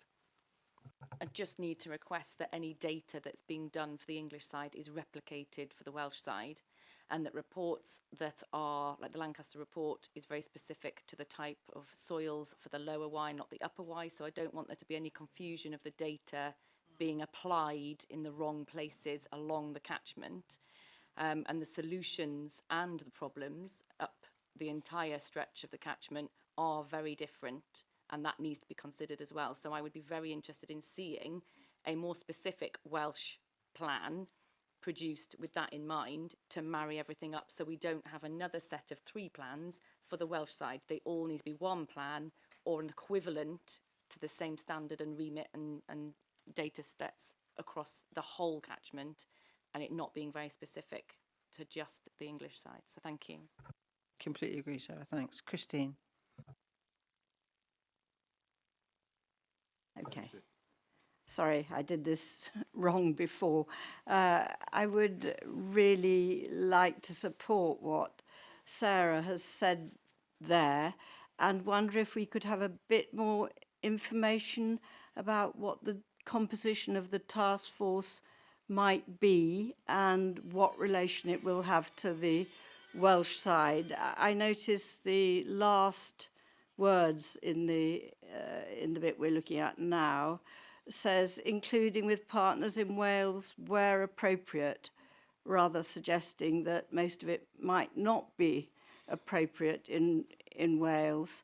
And you know, we have had the Wide Catchment Partnership initiative, which has been incredibly welcome as a cross-border, all-inclusive initiative. And I'm really worried that we might lose some of that and would like to know exactly how we won't lose it. Okay, thanks, Christine. I can see Anne Weedy from NRW wants to come in. Anne? Thank you. I'm not sure I can answer Christine's question. Christine, this is a very, very good question. But you know, the ambition here is to, you know, we have to treat the Y as a single catchment, and any plans that we generate have to be cross-border. We clearly have to acknowledge where we do have legislative differences, and we need to sort of build those into the plan. But the ambition, you know, I share that ambition that Sarah and you have for those plans to be all Y plans and not you know, separate plans depending on which side of that political border you happen to be. Thanks, Anne. I think we could all agree. We've all been working at this, you know, problem for a while. We all know it's very clear to us. The river does not know that it's in Wales or it is in England. It is a river. So, and we have to see it as that. We have to treat it as a whole, and just also to draw attention to the fact that the river is now on the board. We're just waiting to fill the spot, but the River Wye has its place. That being the catchment, of course. So yeah, I mean it's blindingly obvious that we have to overcome those obstacles to seeing the whole catchment and working towards the whole catchment. Pat. Thanks, Alyssa. Just perhaps a prosaic kind of intervention here, but to bring together all of the last few things that were said, starting with Anthea's point about not wanting to rush in and, you know, into things. So we have been working, and I don't want to bang this drum too much, but we've been working on a plan, and we've been working on coming up with targets based on baselines for all of the species that we think are the most important, for all of the farm engagement criteria, for water quality criteria, including climate guardrails, farm income guardrails. I could go on. This has been crowdsourced by over 150 people and has been now brought together into a plan which is being underpinned by good mathematical modelling from 3 different models, which covers both Wales and England. So we have that in train now. Our intention is to deliver it by June so that we can get on with doing actions. That's our current trajectory. I hope that what we're going to see is support of that, obviously with meaning, you know, we need to ensure that it all works for all parties. But we have all parties behind that already. So yeah, I really look forward to kind of talking through that in more detail, hoping that, you know, DEFRA, now very engaged, hopefully, can help us. And when Will, you're saying that you want to take that away, my question is to where? And can we make sure that it comes back to the Y Catchment Partnership and all the people in the room so that they understand what's going on? And we make sure that the Welsh Government is brought along on that journey too. That's just an appeal. But we are in a process, and we will. We were going to keep. We didn't know when this DEFRA announcement was going to be made, so we were just cracking on, and we want to keep cracking on, and hopefully with your support. And it would be, I think, it would be very useful to get a bit more support. It seems a bit crazy that we're having to crowdfund for that kind of work. Okay, so I'm going to move on now to number 2, because if we don't do that, literally we're going to be here till tomorrow. Amend subject to consultation the environmental permitting regulations. Clearly that's, you know, subject to consultation. We will require permitted poultry farms to only export their manure to farmers where it will not result in the application of nutrients more than crop and soil need or other appropriate recipients by December 2025. The application of nutrients more than crop and soil needs, why isn't that covered by farming rules for water? Was one thing that's, you know, why do we need to have an amendment to the environmental permitting regulations so that farmers don't spread in excess of crop and soil need? That's one question from me. And also, what determines what is crop and soil need? Are we still looking at RB 209? And is that the right benchmark for that?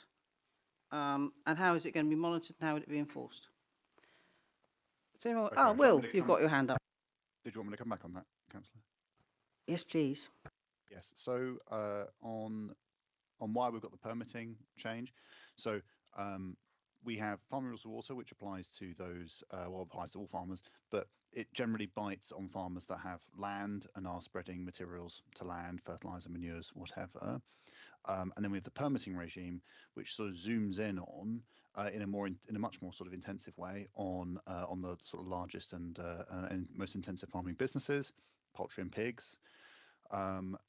What this change would do would be to place a duty on the poultry farmer to ensure that they are sending the nutrients to a farm that will not over apply it.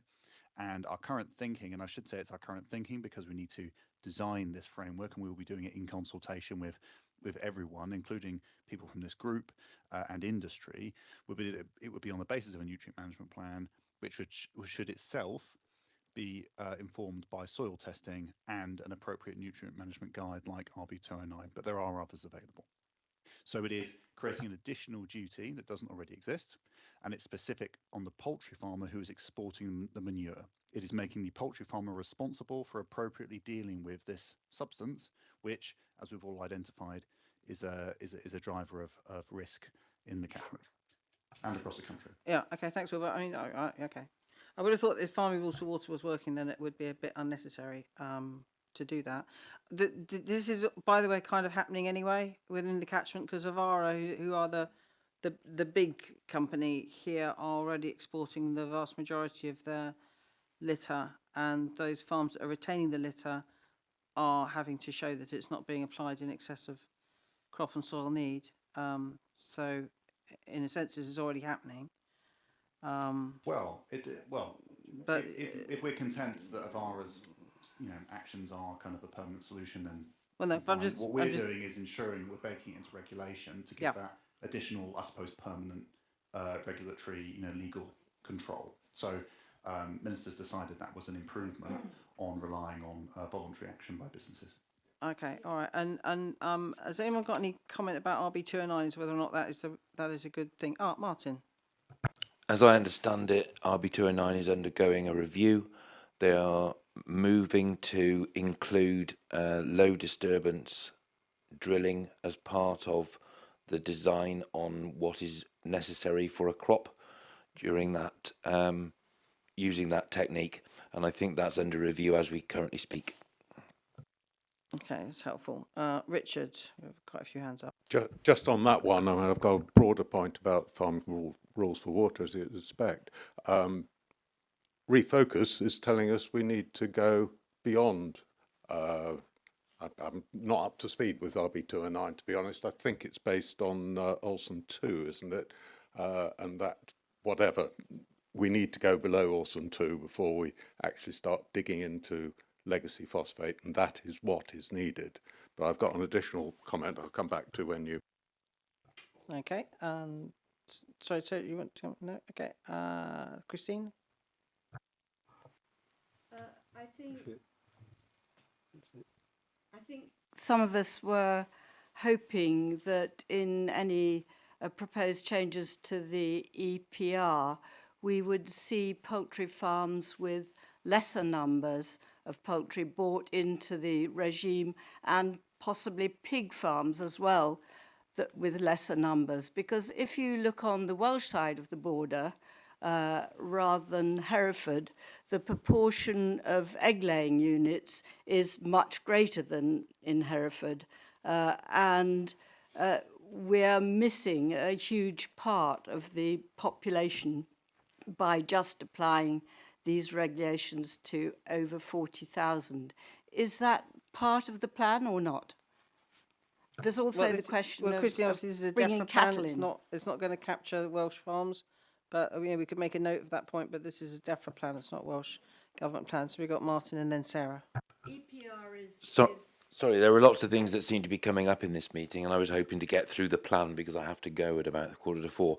However, mentioning the numbers of chickens per shed, there is a move in this country to high welfare chicken, to remove the numbers or lessen the numbers per crop to allow for more welfare and more space.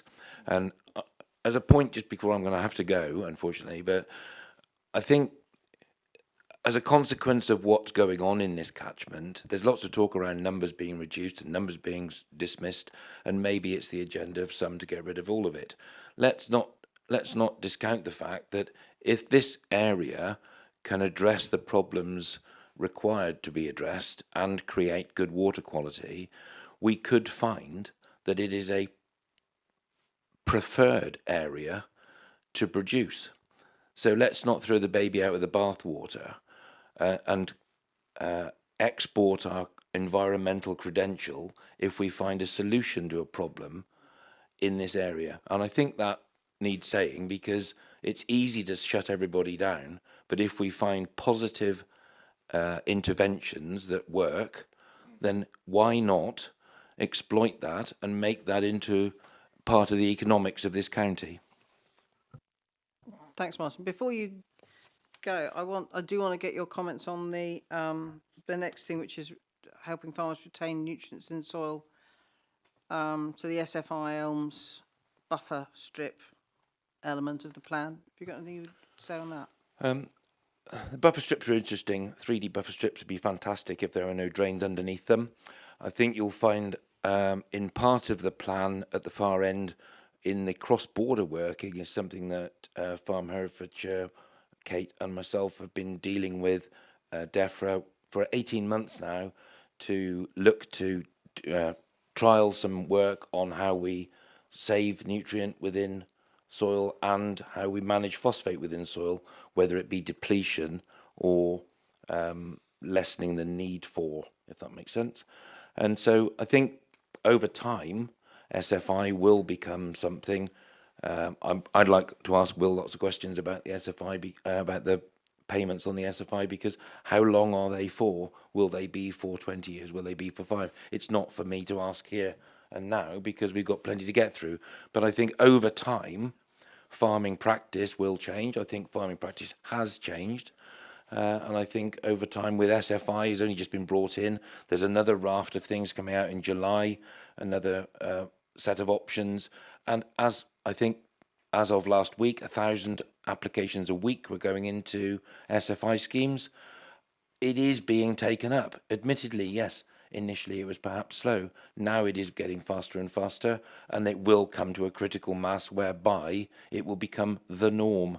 So let's not write things off prematurely. Thanks, Martin. So I got Anne Weedy. No, just Will Lacey then. Thank you. I just wanted to come back on the 40,000 birds point. So the evidence we have is that at least 80% of birds in the sort of English stretch of the Y catchment are in the permitted businesses. So we're covering a large majority with the permitting changes. That's probably the sort of lowest estimate I've seen. It might be closer to 90%. So I think if we're hitting 90% of the issue, I think we're covering off sort of the vast majority of the problem with these permitting changes, and that's something that ministers decided to focus on that. Okay, thanks, Will. And then Anne. Thanks. So it was just a question of clarity really to Will. So EPR currently covers England and Wales. So the changes you're talking about in the plan would apply only to England. Is that right? That's right, because it'd be within the jurisdiction of the Environment Agency, which is in England.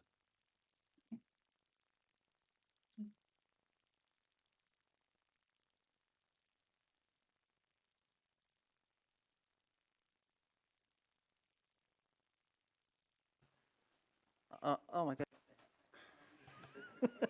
Richard and then Martin. Sorry, to go back to the substantive point here. EPR seems a amazingly complicated way of achieving our objectives here, and I'm not at all sure why it's been chosen. A simple change to the loophole in farming rules for water to prevent people using manure in excess of crop needs is a far simpler solution. And I find it amazing that DEFRA want to burden certain poultry producers with the requirement to check on their customers and presumably be legally liable if the customers get it wrong. I mean, why choose that route? Secondly, on that, I mean, I think Christy made the point, but nonetheless, what about pigs and dairy and all the other issues which aren't covered by EPR but would be covered by closing the loophole in farming rules for water? Good point.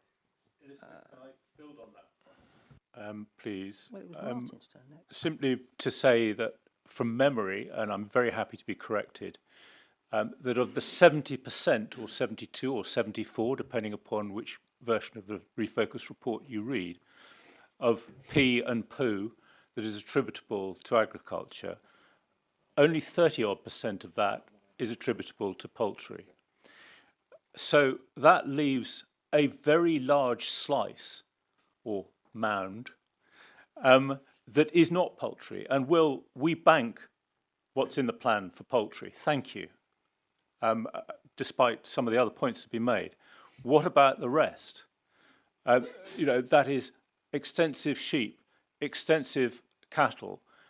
Yes, you're doing something on slurry stores, but there's a gaping hole for all the other poo and pee that is still getting into the river. So that takes me back to Martin's point, the gap analysis. We've got SFS, not yet in place in Wales, SFI, ES, landscape recovery in England, and CSF. It's not yet cutting the mustard in terms of the total delivery. So Anthea, I think one of the early things for your task force is the gap analysis that Martin and I are now sharing thoughts on. It's really urgent. If you have a target and you have a baseline, you need to know what the measures are currently delivering and what they're not, and where the gap is. Thanks, Martin Williams. As I'm going to have to go, and I just want to clarify that I don't think everything is right in the catchment. I sound it as if I'm saying everything's right, there's nothing to see here. I'm not saying that. We can all do better. But before I leave, I just wanted to clarify that fact. I'm not here as the sort of ambassador of nothing's wrong here. I'm here to say that we are doing better, we're doing our best, and I welcome what's here on the table today and like to meet you soon, Anthea. Thank you very much. Thanks very much, Martin. Appreciate your presence here today. Sarah. Just to go over a few of the last few points that have been mentioned, the regulation in Wales actually asks farmers to record everything on a total farm usage. So we are already recording and needing to import and export and record that now from a manures point of view, especially for poultry and for pig. We have to calculate our manure storage, the water that's produced off our yards and buildings. So the Welsh side is doing it. I must admit, I know nothing about what you record in England, but the Welsh is already giving you that amount of information to whether you're overloading, and there are standards that we are complying with now with regards to crop need, and we are using the data that's available at the moment to the best of our abilities. I also want to widen the conversation out that it's not just about destocking or the levels of stock in an area. It's about the management of the nutrient that they produce rather than the numbers of animals. And actually, I think the Y catchment finds itself, and this is going to sound very weird for me to say, in a uniquely opportunist position in that you have reached a critical mass that it is now becoming an economically viable product to deal with in a really clever way. But it is going to have to be done at a government level.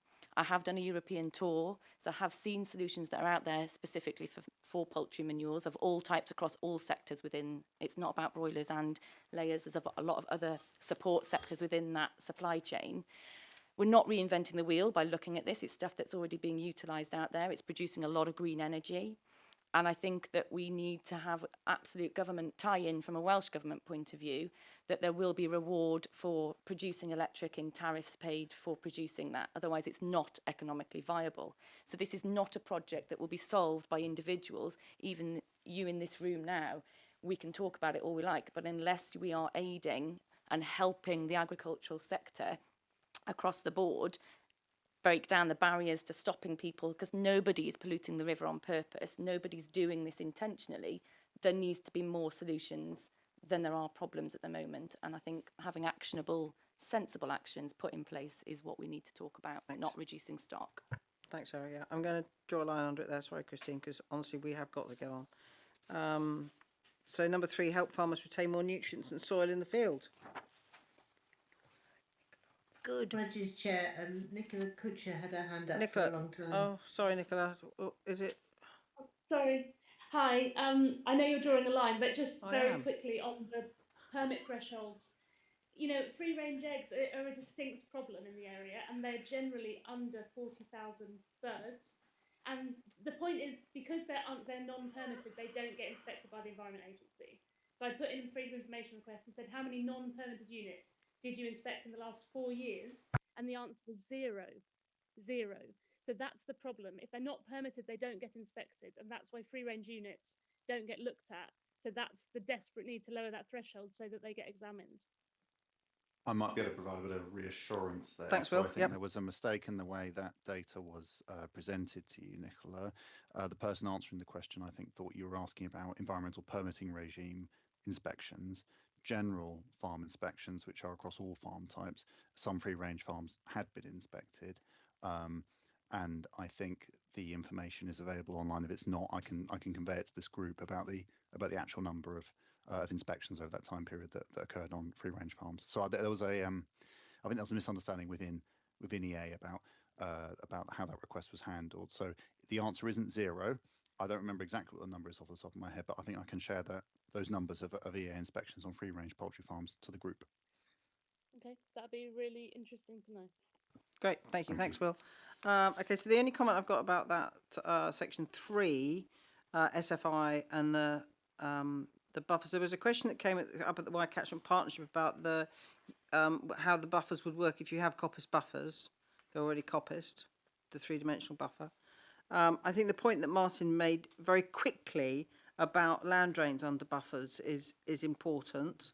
There's a lot less point in having a buffer if you've got a land drain running under it. So you'd need to kind of make sure that that's joined up. The SFI payments, you say, it could be up to 20 million per year if everyone does it. It's a voluntary thing though. So, and is anything in here Y specific, or is this simply SFI? So those actions are across England. Yeah. It would be nice to say they're Y specific, but on the other hand, if we're doing it across England and it has a particular reference and relevance to the Y, it seems sensible to flag it. Yeah.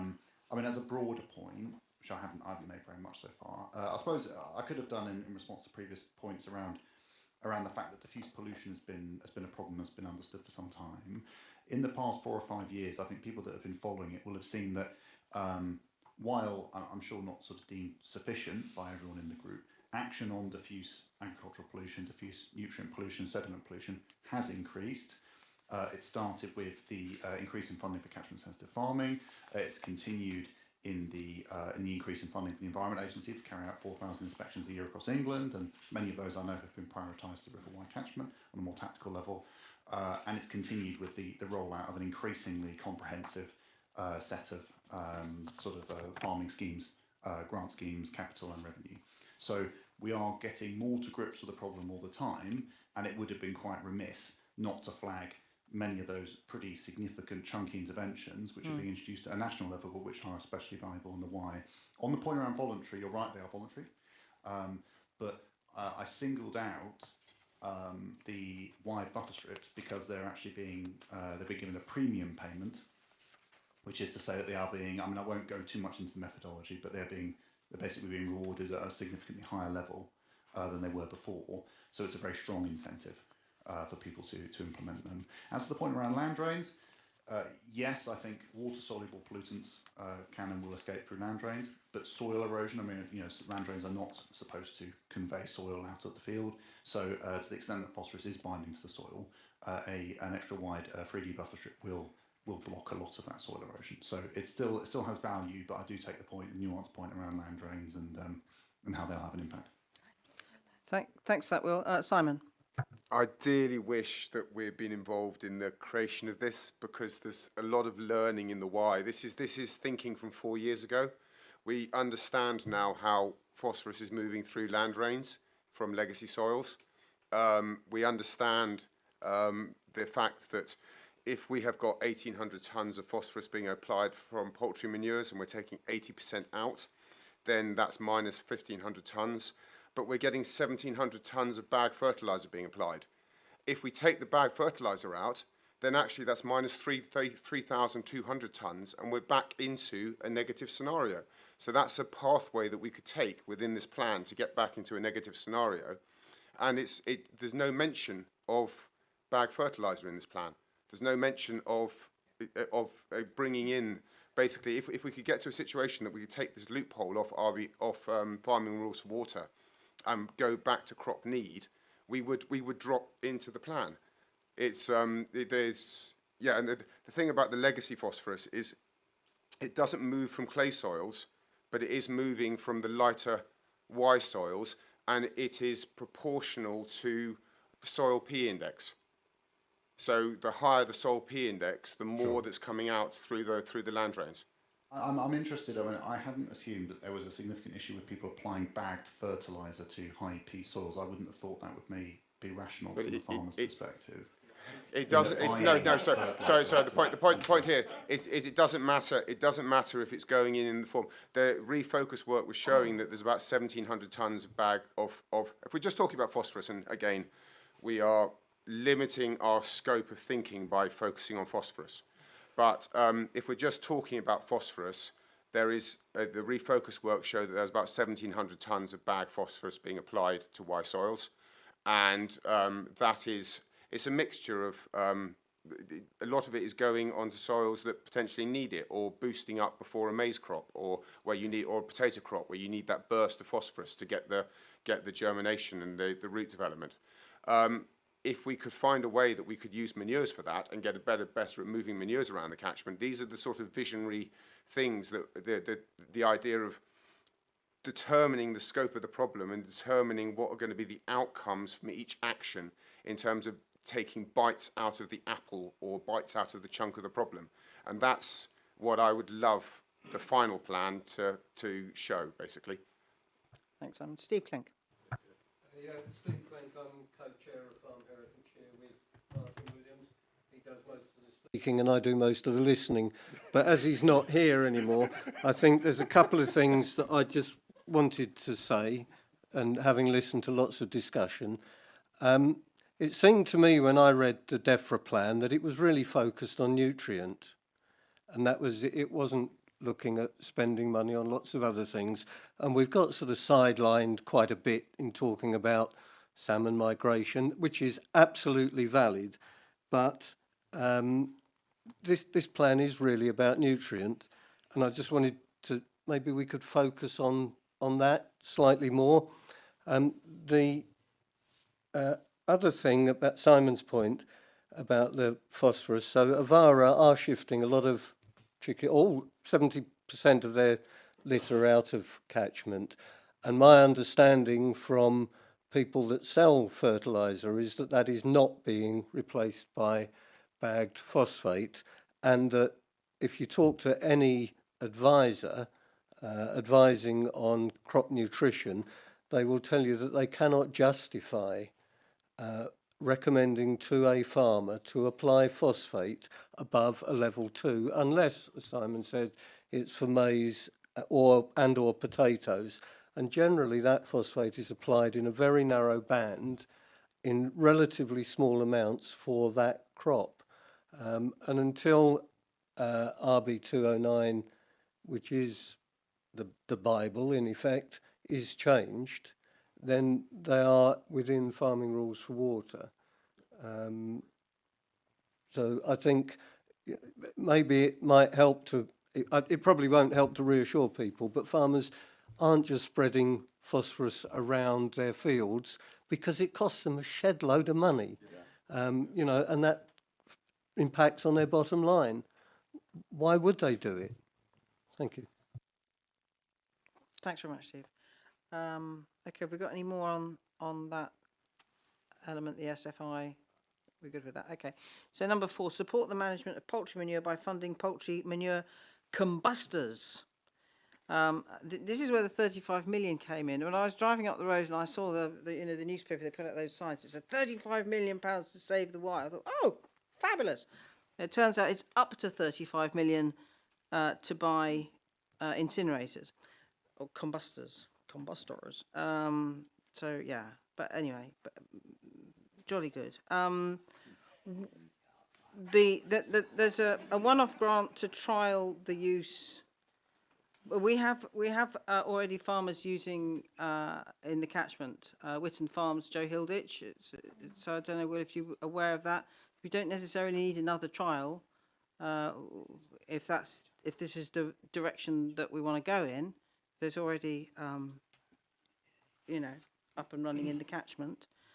And I was curious as to what the kind of options appraisal route was that took you to incineration and indeed on-farm micro anaerobic digesters as the preferred choices over the two things that I think we talk about the most. One is pyrolysis, and the other would be retrofitting the existing lots and lots of ADs within the county to strip the P and separate the ammonium nitrate. So what were your thoughts about that, Will? How do we arrive at these two choices? Okay, well, the first point I'd make is that the micro AD and the combustors are sort of two separate things being delivered in two quite different ways. Aware there's a lot of concerns around AD, and particularly how AD has been pursued up to now. So there was ministerial interest in looking at the role of AD in rural energy generation and sort of manure and nutrient management, but we were very cautious about it because of the issues that have been raised. And so this is it's going to be quite a controlled pilot scheme. There's going to be a contractor working with the farmer, both to operate the AD, but also they'll be exercising some control over how it's used. And the two key points are that the manure should be by far the primary feedstock, and secondly, that the digestate that comes out the other end will be used responsibly as a nutrient product and not just not spread in excess of crop and soil need. So it's a much more tightly controlled exercise, a much more smaller scale exercise. So if you look at the detail, it's going to be very small numbers under very tightly controlled conditions to look at the case for micro AD. So it's more of a kind of research project than it is a sort of grant scheme. And so sort of that, the point around that was to learn rather than to pursue something that was deemed to be a right now a proven solution. As for poultry manure combustion, point I would make there is that we've actually got in the commitment that we're going to work with people to determine exactly the scope of the scheme. And I mean, it is focused on poultry manure combustion, but if there are other solutions which are deemed and which are evidently superior, we will definitely look at that. So that's the first point I'd make. Second point is that poultry manure combustion has a number of advantages, primarily that it can be permitted, and so there's an existing regulatory framework to control some of the risks of it, but that it also very significantly reduces the bulk of the material, and so aids its export to where it will be used as a fertilizer. A major issue with exporting manure at the moment to where it will be used as a fertilizer is how heavy and wet it is and how little of its content is nutrients. So incineration combustion helps us to get around that, and it also has side effects in being sort of replacing an existing piece of infrastructure on the farm producing heat and energy. So there's a sort of fit in there, and of course it will destroy contaminants, which is a major issue with avian influenza. So it ticks a number of boxes. It was a proven technology that we were able to do a cost benefit analysis against, and so it is this sort of the leading option that we are examining for grant support to facilitate the proper management of manure to help farmers, I guess, meet these tighter regulations that we're working on. Thanks, Will. Did you actually consider pyrolysis or retrofitting existing ADs with pea stripping tech? So we didn't have the evidence at the time to do a proper cost benefit analysis on those technologies. I think pea stripping, as far as I'm aware, is not used a great deal. And so I think it's something that we can and will look at as an option. Yeah, you might want to, again, we have in Catchment, one of our innovative farmers is actually developing this tech at the moment. So you might want to. We had a presentation from him. Yeah, okay. And it was very convincing, very exciting. But we don't have the evidence to do a proper cost benefit analysis on it. So I think as soon as we can get that, we will legally do that. And so I think, like I said before about us sort of, entering a new phase of working together, I think any evidence and information that we can use to assess that option will be gratefully received, and we'll look at it. Okay, that would be good. I mean, I've got concerns. Did you consult the UK PIR 01 report on the environmental aspects and impacts of litter manure combustion as biomass fuel for energy generation? I'm reading that, obviously, which has got a really useful little kind of summary of pros and cons. The cons including acid deposition, odour nuisance, potent greenhouse gases, theoretical effluent leakage, potentially toxic elements and excess nutrients to soil from inappropriate ash fertiliser application, and so forth.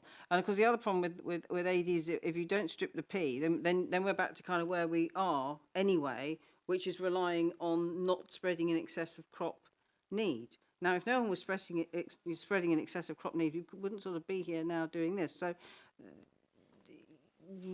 it doesn't seem to actually fix the problem particularly. I think it would, to the extent that it will enable the export of the nutrients to where they'll be properly utilised. I accept that. Yeah. Well, so digestate, if we're talking about digestive, I mean, a concern that I have sort of heard a number of times, thought about with digestate, is that what you get out is broadly the same quantity as what you put in. So although anaerobic digestion can improve the performance of manures as a fertilizer in some ways, it doesn't provide a great deal of help when it comes to reducing the volumes and the weight of the material. So without wanting to make this a sort of long technical discussion about different technologies, incineration carries a pretty clear sort of advantage over AD in that respect. Also, looking at we have heard suggestions of trying to mitigate the impact of existing AD. I mean, ministers opted to focus on poultry farming and supporting poultry farmers with reducing the impact. I guess because there is a very clear connection to the food strategy commitment to broadly maintain overall levels of food production, and that's a very strong commitment and a very strong connection there. Less of a sort of strategic connection with sort of mitigating or giving financial support anyway to AD operators, particularly if they're feeding their AD with bioenergy crops. Yeah, I'm amazed is another part of the problem. Richard. Just a quick point of clarification, if you could. Well, is the money allocated to these developments, is that coming from, are they existing national budgets, or is this new money allocated specifically to the Y catchment? So it's existing national budgets allocated specifically to the Y catchment. We're not at the point where we're able to get additional money out of the Treasury, if that's what you mean. I mean, that happens quite rarely, unfortunately, and that's speaking as someone who used to work at the Treasury. So this is money from within a pot that could have been spent on any number of things dedicated to the Y. I appreciate that it's not new, that the Treasury wouldn't give new money very easily, but actually what it says is this money is available for the Y anyway. People could apply for it. Well, it wouldn't. So many of the actions that are in the plan are only in existence because of the existence of the plan. There would not have been I mean, we're talking about the poultry manure combustor commitment. I mean, that's a product of the plan. So that is new to the extent that no one would have been able to access funding for that were it not for the existence of the plan. Does that make sense? Sorry, I'm now confused. Yeah, I'm just sorry. I'm just going to point out the I thought very excellent response from the CLA, which pointed out the majority of the money coming from the already committed agricultural transition plan, including 35 million for poultry manure incinerators. And I do recommend this response to members on the board. It's a very well written response. Georgie. If we have a change in government, I'm assuming that money isn't fixed, ring-fenced. Well, if there's No. a general election, everything's to play for, I suppose. That kind of goes without saying. That said, I think improving water quality and maintaining food production are pretty non-contentious political points. I think there's pretty cross-party support for both those outcomes. So I can't predict the future. No, but, I know. But I think a good case could be made for continuing the work. Thank you. Thanks, Georgie. And Councillor Maybe. Thanks. Going back to your previous point, Elissa, if AD is a proven technology, why do you need to spend money on a pilot? And can you not use existing examples to develop effective regulation to make sure that it is done in the best possible way, and focus research funds on perhaps next stage development of pyrolysis instead? Thank you.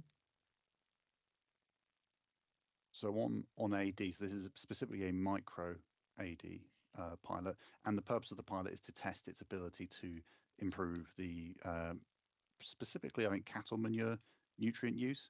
So I think it's trialing using that technology for that purpose, and that's the nature of the trial. So it's less about does it work, does it produce biogas, and it's more, can we build a model where the farmer is using it to improve how they process and use manure. Okay, so sorry, Will. Is this about slurry then? This is about a wet manure. So we still need to select the farms that will participate in that trial, but the expectation is that probably a micro AD plant will be more attractive to a cattle farmer than a poultry farmer. But it remains to be seen. We need to start the project, we'll commission it, and then they will recruit farmers, and we'll probably try and get a cross-section of farmers involved. But the assumption at the moment, the planning assumption at the moment, is that it would be probably more attractive to cattle farmers than poultry farmers. Yeah, seems likely. Sarah? I can probably point you in the direction of somebody that's already running an AD plant with slurry and cattle and maize and poultry litter and reutilising the digestate as cattle bedding. So I'm not sure this is money well spent when I could probably give you, and the others in the room can probably give you examples that you could go and study that already exist, that have been doing it for years and doing it very, very well. That's great. Thanks, Sarah. So, Will, if you want to take that up and save 1.25 million, then that would seem to be a money-saving idea from Sarah. Chair, could I just add that point about regulation, that I think we're all aware of good AD plant and not so good, and really just to make sure that any investigations that are done do develop effective regulation to make sure that we do have the best. Otherwise, you'll end up with another bad news story. Thank you. Okay, that's great. And we're going to have one from James, and then we're going to move on. Elissa, I think the conversation in the last 5 minutes, particularly points made by Georgie and Richard, take us to an action. Dare I say it, Anthea, are we able to give you actions? I think we need to ask you to help us with the political uncertainty that's just been raised. We've heard from Will that the 35 million is not certain beyond an election. However, we have farmers and landowners who have contracts under environmental stewardship, under SFI, or will have, but some do have under stewardship and environmental stewardship, which are certain and will go beyond an election. We're lucky enough in this catchment also to have 2 Landscape Recovery 2 projects, one of whom met yesterday for the first time, the project board of which I'm a member, the Y-Scapes project. Those are guaranteed for 20 years, but if we haven't signed contracts with the farmers, presumably those too are uncertain. So the only thing that's certain at the moment are the existing agri-environment scheme agreements. Well, have I got that right? Because that feels a pretty uncomfortable place to be. And Anthea, you have it in your gift, I hope, when you see both the Secretary of State and the prospective Secretary of State, the shadow, to lay it on the line that we need in this catchment, one thing we need is certainty. Otherwise, your 5-year plan, 5 to 10-year plan, is a busted flush.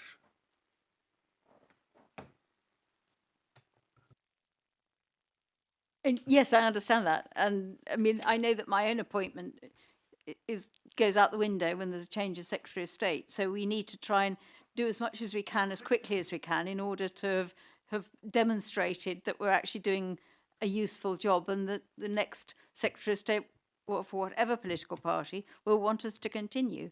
And I also completely understand that if we're expecting cooperation, which we need from farmers and all sorts of people, that they're not going to be too happy if they think that it's all up for grabs and all up in the air again in a few months' time. Just before we move on, I just want to check that Nicola Kutcher, she did want to raise a point about the technical solutions. Is she still on the call? No, well, maybe she'll come. Oh, there we go. Yeah, sorry. Thanks, right. Alyssa. That's okay. Yeah, you're right. It's that wider concern that, well, it's to deal with a number of points that have been made by the farmers and yourself, Will, that there's an issue of food security, but actually the Refocus report that is referenced in this recommended exporting manure and reducing livestock numbers. It's not a campaigner's agenda, it's coming from the science. It would also be in line with your national food strategy to reduce, we overall need to reduce our meat consumption to meet environmental targets. So the problem is if you lock in intensive poultry production in this catchment by creating a secondary industry dependent on the manure, you're locking in all the other problems of factory farming. You're locking in importing feed from overseas, you're locking in ammonia emissions, you're locking in air quality problems, you're locking in, the problems of intensive poultry are wider than river pollution. And so the concern here is rather than going to the source of the problem and reducing livestock numbers, you're actually potentially, as Martin alluded to, giving headroom for this industry to grow. And that is a huge local concern because the concerns are beyond river pollution. And I do know farmers that are interested in reducing their stocking densities.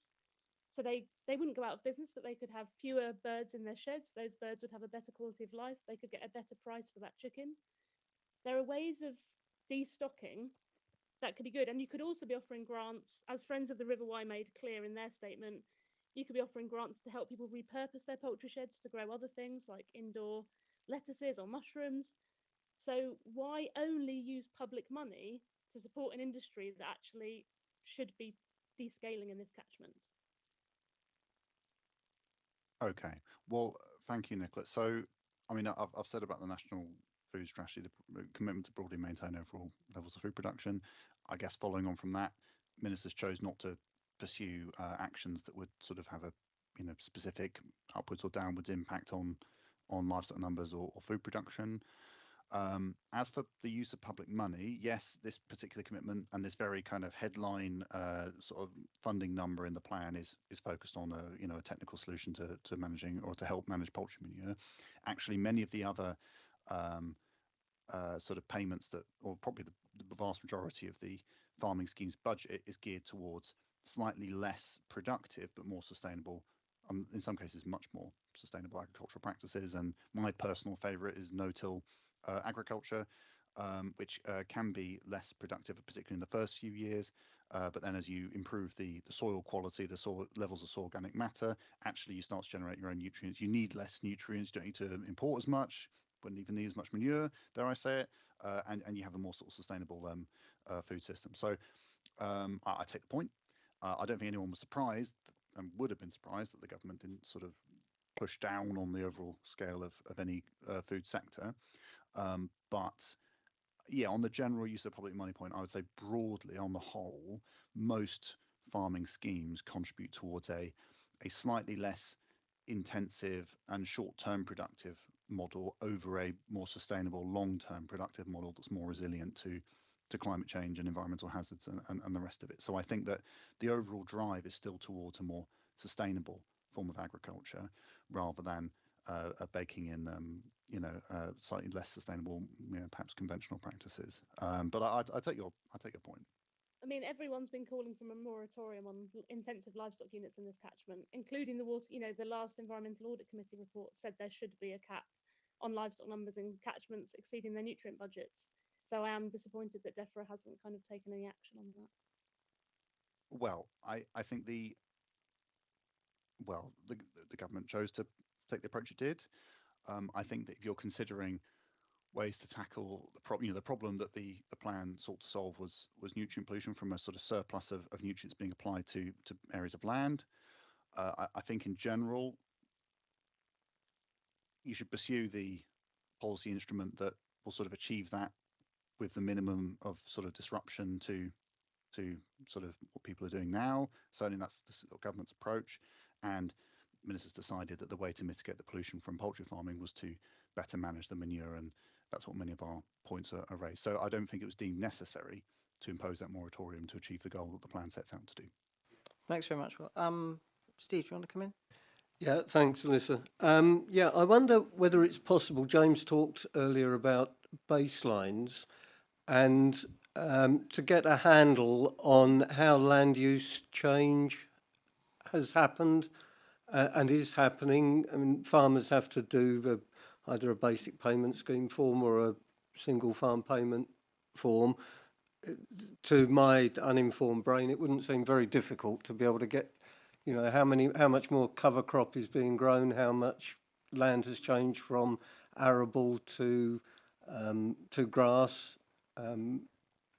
But I always seem to struggle to get those figures from anywhere. Is that possible that the RPA can let Herefordshire have those figures? So there are land use statistics published online, I believe. I don't know if they're mapped. There is data published about overall levels of land use, and I think it's probably broken down by sort of geographic areas to an extent. I don't know if it's quite down to county level or below, about balance between different kinds of arable and grassland, and I think even different kinds of grassland. Then the RPA will be developing its own data set on SFI action uptake. And I think that will be extremely data rich because, of course, they need to know who's doing what so they can go and check every now and then and make sure that they're paying people for the actions they're doing. I think the point on SFI is because the actions are coming online and the uptake is coming up, actually, we're probably a tiny bit soon to know exactly, to get really rich data from RPA about who's doing what. Probably in a year or two, RPA will have got the data in after the wave of this wave of uptake, this increased uptake has happened, and then I think we'll start getting really, really rich data. And I know my team will be looking at that very closely because one of our responsibilities is reporting on our progress towards achieving the water quality in agriculture target under the Environment Act to reduce nitrogen, phosphorus and sediment pollution by 40% by 2038 versus a 2018 baseline. That sounds like it will be a very rich data scene, which look forward to seeing that. It'll be brilliant. Okay, so I'm going to move on now to number 6. More than. Oh, all right. So, sorry, just while I've got the opportunity, because you mentioned the word moratorium, so I thought it was only the right kind of introduction for me to say. You just said, Will, that you didn't think ministers didn't feel it was right to disrupt the existing market, even though we are all aware that the Y catchment is over livestock. It doesn't mean that we can't have livestock, we just need to get back into the kind of numbers we can manage. But it was very easy for a moratorium to be issued against my sector, and overall we're responsible for 0.23% of the phosphorus load. So I'm wondering why it's not suitable to apply it to a sector where we know we have an issue, but it's been okay to apply it to a sector for 5 years where we have no responsibility and also can't fix it, and we're not being given 35 million to do so. And also, while I'm on the 35 million, isn't it better that the supermarkets or the processor are asked to contribute to that money to help their businesses become better, rather than the public money paying for that? And then that 35 million could go to other farmers to do some of the lovely things that other farmers are doing, because there are some really good things happening, but they don't get a bunch of that money. So just kind of putting the 35 back out to other people might be fairer. Okay. Well, look, I don't want to suggest for a second that I don't understand how difficult the working to nutrient neutrality is for the construction sector, and there is a great deal of work going on across DEFRA and other government departments to try and ease the burdens on the construction sector, and a great deal has been done around water company investment and other things to try and unblock housing development and reduce the cost per house of building more houses. The regulatory framework is quite tight in that area, and so we are doing what we can as government to unblock that as quickly as possible. As for the funding for additional farm or sort of funding for other farms, I mean, as I've alluded to already, there is quite a comprehensive funding offer for farmers to take all sorts of actions to reduce the environmental impact of their farms. By reducing soil erosion, nutrient pollution, etc. So the 35 million, I wouldn't say is necessarily greatly at the expense of other farmers. There is a comprehensive set of actions that farmers can take. For a quick place to find it all is the Agricultural Transition Plan update that was published in January. That is the latest point where the sort of full range of things that farmers can be paid for or can do within the farming schemes are set out. Thanks. Thanks. Well, I think we might recap at some point about the actual money involved here. Right, I'm going to move on though. Sorry, Pat. More than double grant approvals for slurry stores. We will approve 100% of round 2 applications and streamline Natural England's approach to planning consultations for grant-funded projects. We will promote existing planning policy, existing new permitted development rights which support farm productivity and diversification projects that enable farmers to increase their income, helping to support sustainable food production. Okay, a little fuzzy on how new permitted development helps the river, but anyway. Has anyone got any comments on the more than double grant approvals for slurry stores? The role of the planning authority in that is problematic and has been for some years. What I heard and what I read is easing the planning process to make this, I mean, better slurry stores are a good thing. We can all agree with that. One of the problems thus far has been that conditions placed on nutrient management plans by planning authorities in granting planning permission for agricultural development have not been monitored. No, they wouldn't. And we know that as a matter of fact, that neither Herefordshire, Powys, nor Banai Brycheiniog, nor I believe Monmouthshire, have ever monitored a condition placed on a nutrient management plan. So this is a gaping hole, and it's not through the fault of the planning authority. There's an issue of capacity, there's probably an issue of skills, and I know you're aware of this, and you are indeed the Cabinet Member for Planning and Environment. You're acutely aware of it. But this is deeply problematic. How it has purchased on this particular aspect of the plan is what I'm interested in asking about. I think that's, yeah. Okay, so I suppose a phenomenon that has been observed is are manure sheds being constructed under grant schemes to keep manure out of the rain, good thing, but then being used to house increasing livestock while the manure stays in the rain. And there's no way of monitoring that. And even where one is reported and looked at by enforcement, the story is that the livestock within had a cold, had the flu, and so they had to be indoors. And it was a temporary arrangement, but they're still indoors now, several months on. So it's difficult to monitor, and so therefore I'm not sure. I think we'd want to see that a little bit more thought through, but it doesn't make matters worse. If it makes matters better, woohoo! If it makes matters worse, not so much. and thank you. And again, I think I need a little bit more detail about how new permitted development rights which support farm productivity and diversification addresses nutrients in the river. So that I don't know, Will, can you add any detail into that would just explain how they connect? So some of the permitted development rights that we're talking about, I mean, admittedly, it might not feel quite as sort of straight on the mark as some of the other commitments within the plan, but there is the logic behind it is that many people say that farmers are being forced to intensify their operations because of a lack of income, the difficulty in making enough money from normal, as particularly more sustainable agricultural practices. Part of the intention of the new and the existing permitting development rights is to enable farmers to open farm shops and other things that enable them to sort of get direct to the customer and raise more income, and that can help. But it's, yes, admittedly, it's not a it's a bit more of a sort of sort of winding path to the specific nutrient problems than some of those other commitments. But they are beneficial. They do give farmers more flexibility, and if they can raise income from other sources, it would reduce the pressure that we often hear on farmers to intensify their operations. Okay, thanks for that explanation. Richard? And Jamie. Just a comment, really. The way it reads is that actually DEFRA are wanting to approve things, have approved things which wouldn't be approved otherwise. It's the only way I can read this. Thank you. And Jamie? Thank you, Chair. It's not an area I know well, but just as I don't quite understand it, I'll ask a simple question. How can government ensure that it's doubled, in its own words, more than double grant approvals? It just hopes that they'll come forward, or I mean, what will happen to ensure, in the words of the plan, that they will be doubled?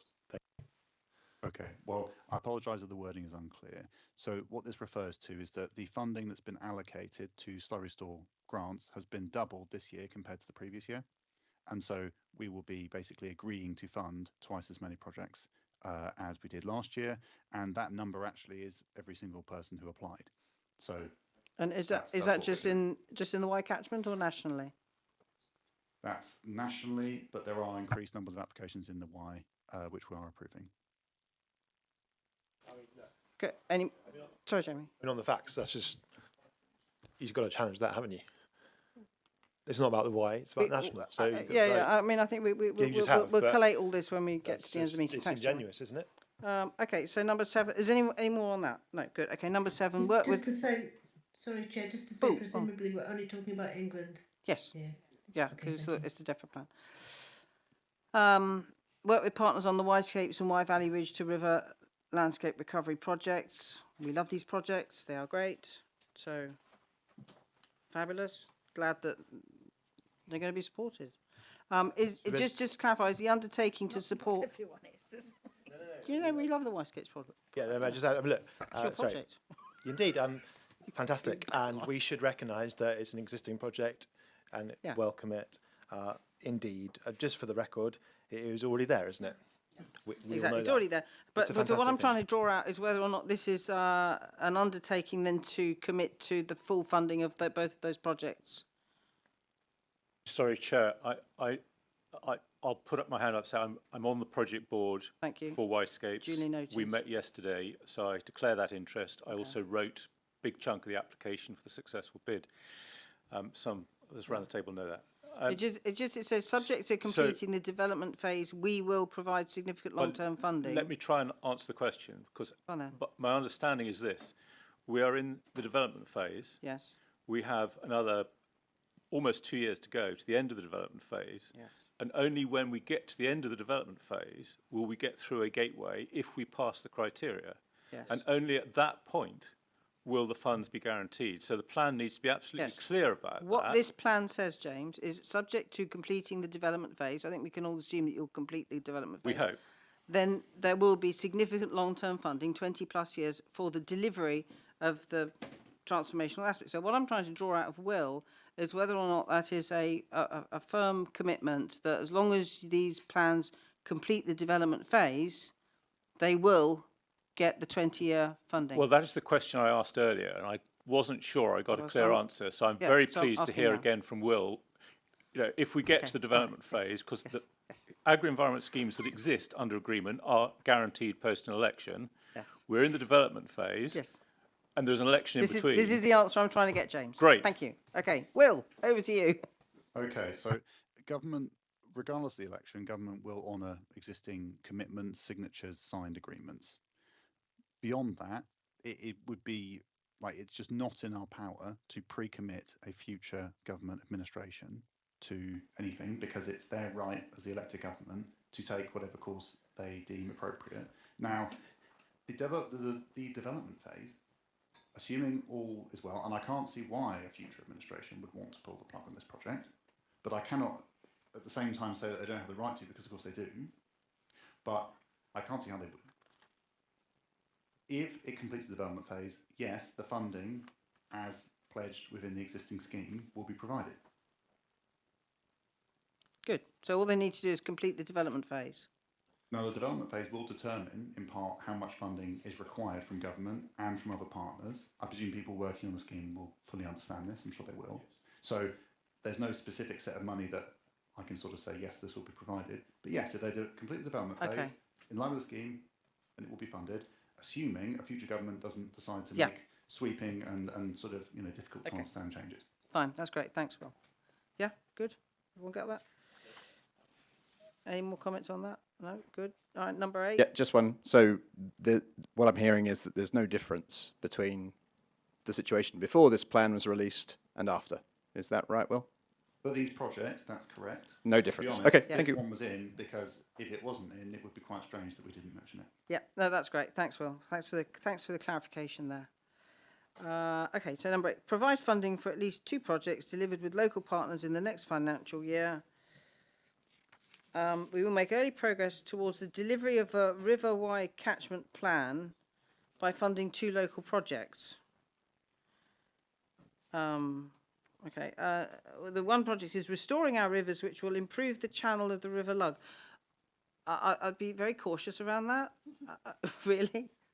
And anything that is physical works to the River Lug channel.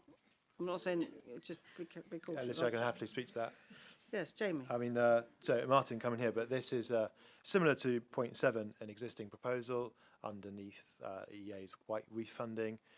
Point 1, item 1 is a project was proposed, not yet formally funded by EA, to be delivered by the Wildlife Trust, Herefordshire Wildlife Trust.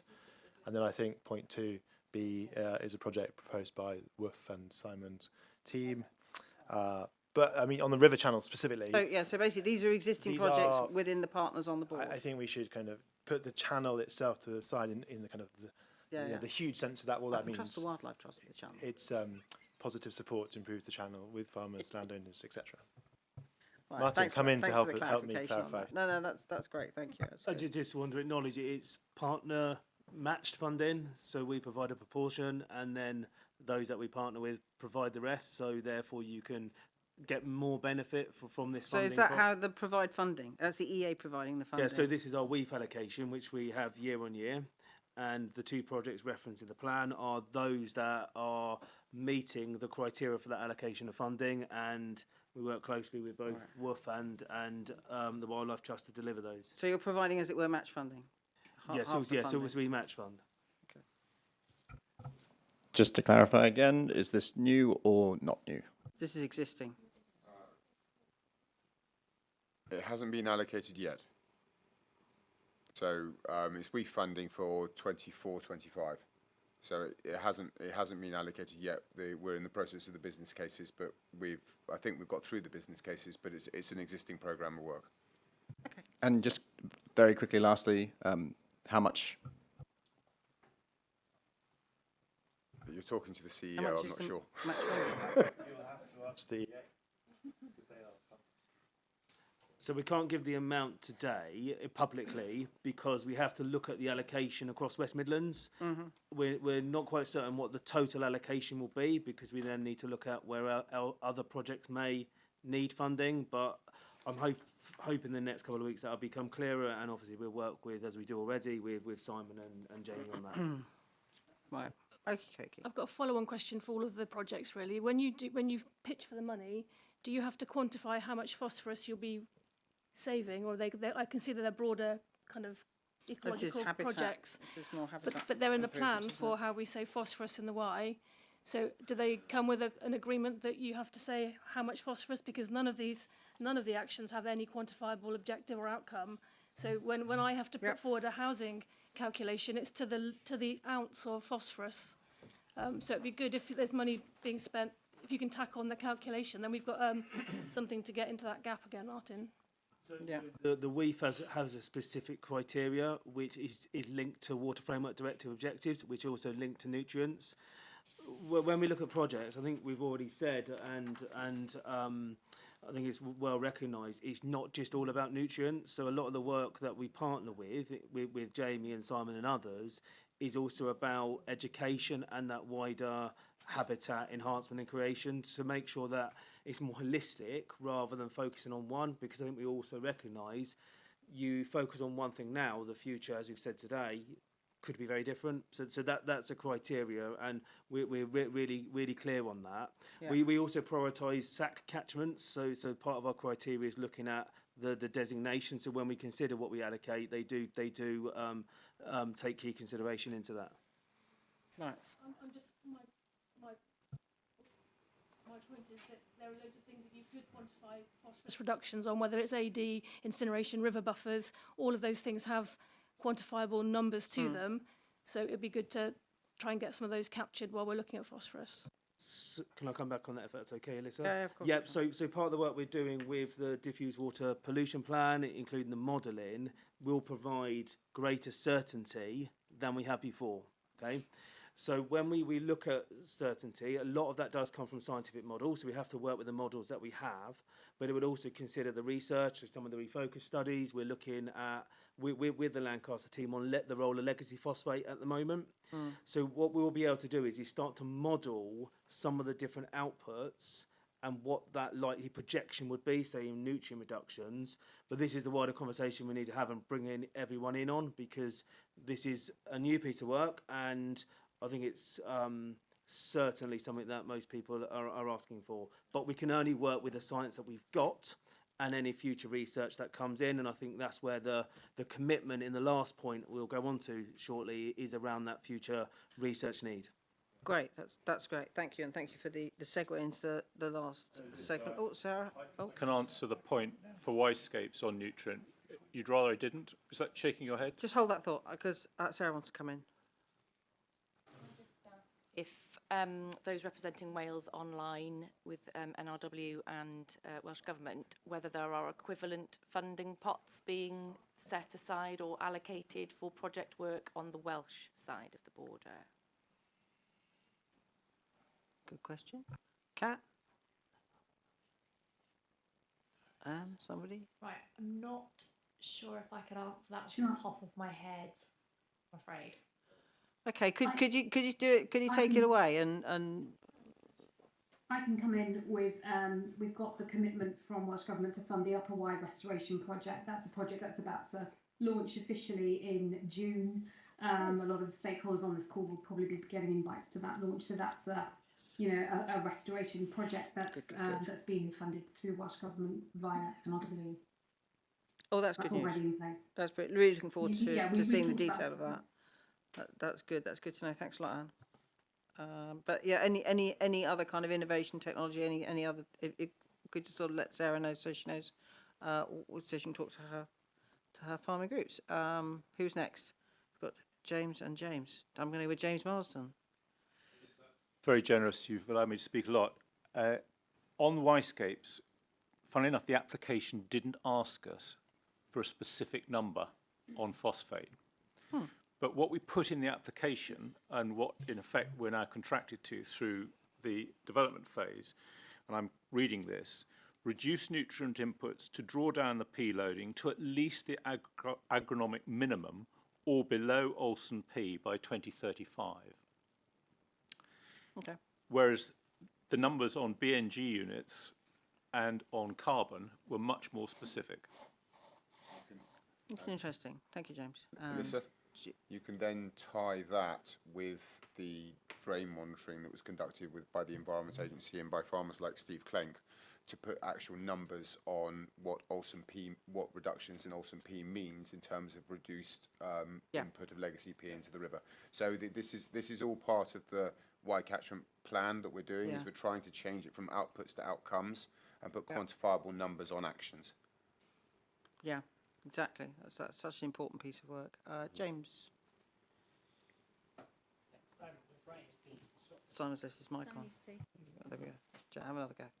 Yeah, we've raised the sort of importance of making this a cross-border plan, and I'd like to say thanks to Will for coming and working so hard, taking so many questions, but we just can't get away from the fact that there is no detail on the sustainable farming scheme in terms of the payments, and the answers today that have been given to questions raised by Sarah about the Welsh side have lacked detail, real detail, and I wonder, has this forum had an equivalent meeting with representations from Welsh Government, and if not, could we request one after the July summit to get the sort of detail that Wales been able to provide? I mean, I suppose it works slightly different with the Welsh side. So the Welsh side invites me as the chair of the board to the summit. So I've had for the 4 summits. You see the overall kind of pan Wales approach to the SACs.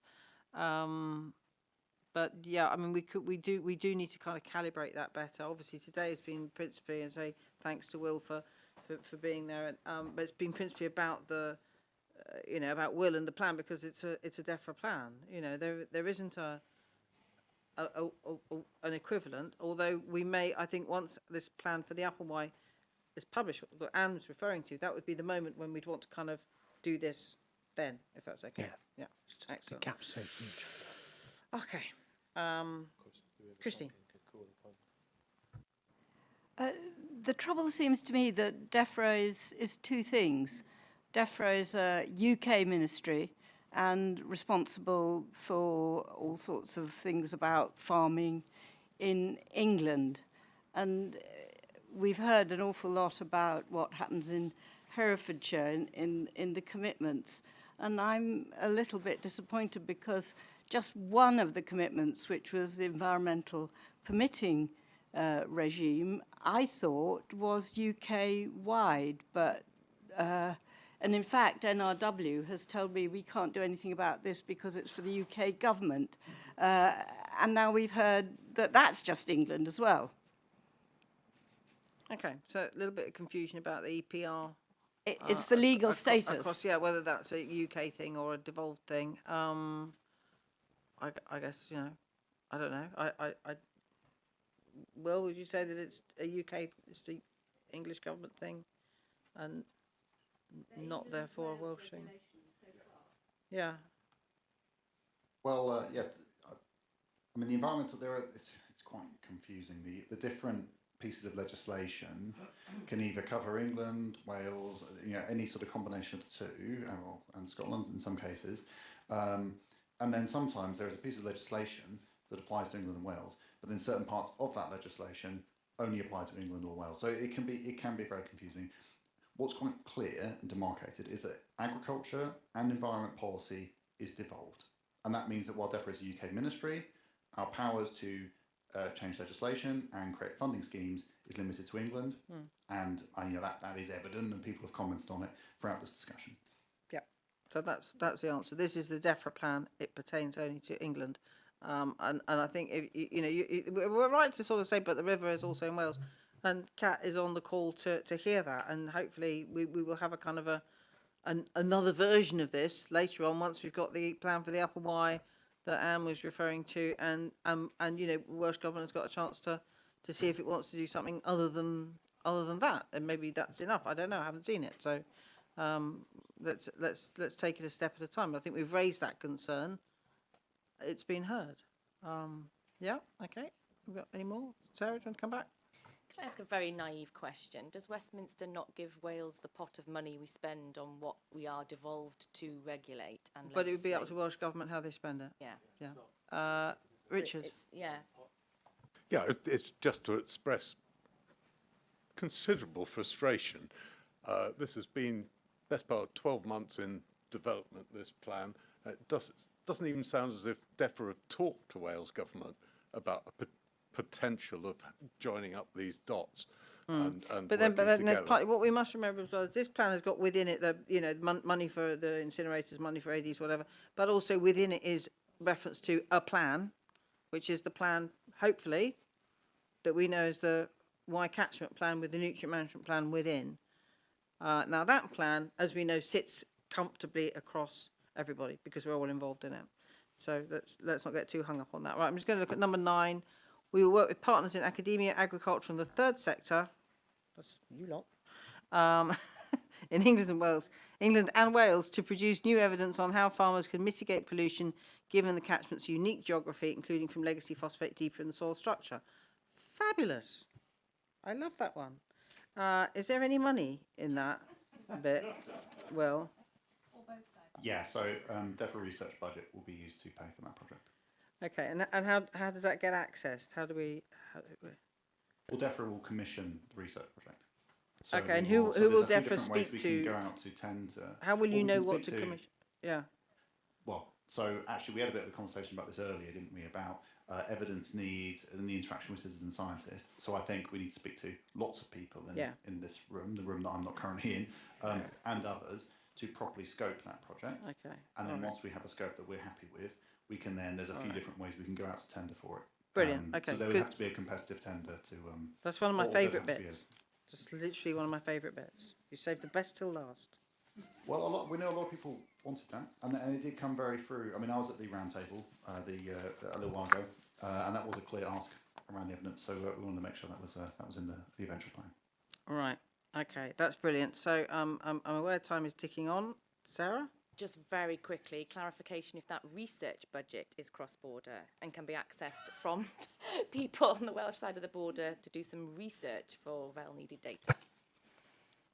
Well, I would say So- it does say we will work with partners blah, blah, blah, in England and Wales. Yes, so I just want clarification on record. That's right. So around commercial contracts, there might be a little bit more flexibility in that we can pay someone who is also being paid by the Welsh Government, like a contractor, to do some work. Now we need to sort out like exactly how that works mechanically. I couldn't give you like a sort of legal commercial commentary on it, but the commitment is what's in the plan to work cross-border and ensure that the research project has cross-border relevance. We have spoken to Welsh Government officials about that. We're in a few sort of exchanges at the moment about how we make that work, different research funds, etc. So, Okay. Yeah, I mean, because I think there may be some mileage in that, the Welsh Government are doing some very interesting stuff, and Aberystwyth and other places. So, in a sense, it might save us reinventing the wheel if there's already something underway. And in fact, oddly enough, I was actually trying to get a project underway with Aberystwyth with a Herefordshire farmer, but we ran out. We didn't get the money. But Aberystwyth were prepared to bung in the money, but we couldn't get the other bit of money. Yeah, Sarah, come on then. I have been in meetings with the Farm Herefordshire team, with DEFRA and Welsh Government officials, and everybody's pleading the penny pot is empty. So is there a commitment to the fund? Is that actually got a monetary value on it? Or is it just a research fund with no financial figure? And are you still in discussions between whether that's a Welsh pot or an English pot that's actually going to pay for that, and that's why there's no figure on it? Yes. So we're working out exactly what pot will pay for it, but we're clear that like it will be paid for. Basically, we work out what we need to do, and that means we need to sort of scope it out of everyone. We've already got an idea. We could launch a research project. We've got some ideas, but I think there's more consultation that we can and should be doing. And then when we know what that will cost, then we can secure the research budget. In general, research and development is easier funding to acquire. Let me say, I hope I'm not going too outbounds in saying that, than other types of funding. Generally, Treasury, government wants to spend money on research and development. So I'm not saying that it's like an unlimited budget, but there is budget available. And once we know the scope of the research project, we'll go about securing the funding. Okay, that's brilliant. I think I mean engagement with some of the people in this room would be very helpful in arriving at the right projects. So thank you. Okay, I'm going to thank Will really a lot for giving up an enormous amount of his time to be on this call. We're very appreciative. Thank you for having me. Thank you. Okay, right. So now, as a board, do we want to discuss what we do next and what we want to do? We've had a lovely chat. We've sort of, you know, do we want to do anything else now? Richard. Sorry, just a quick overall question. The file for this is marked final as a final document, but yet the words draft are emblazoned over every page. Yeah. Is this a draft?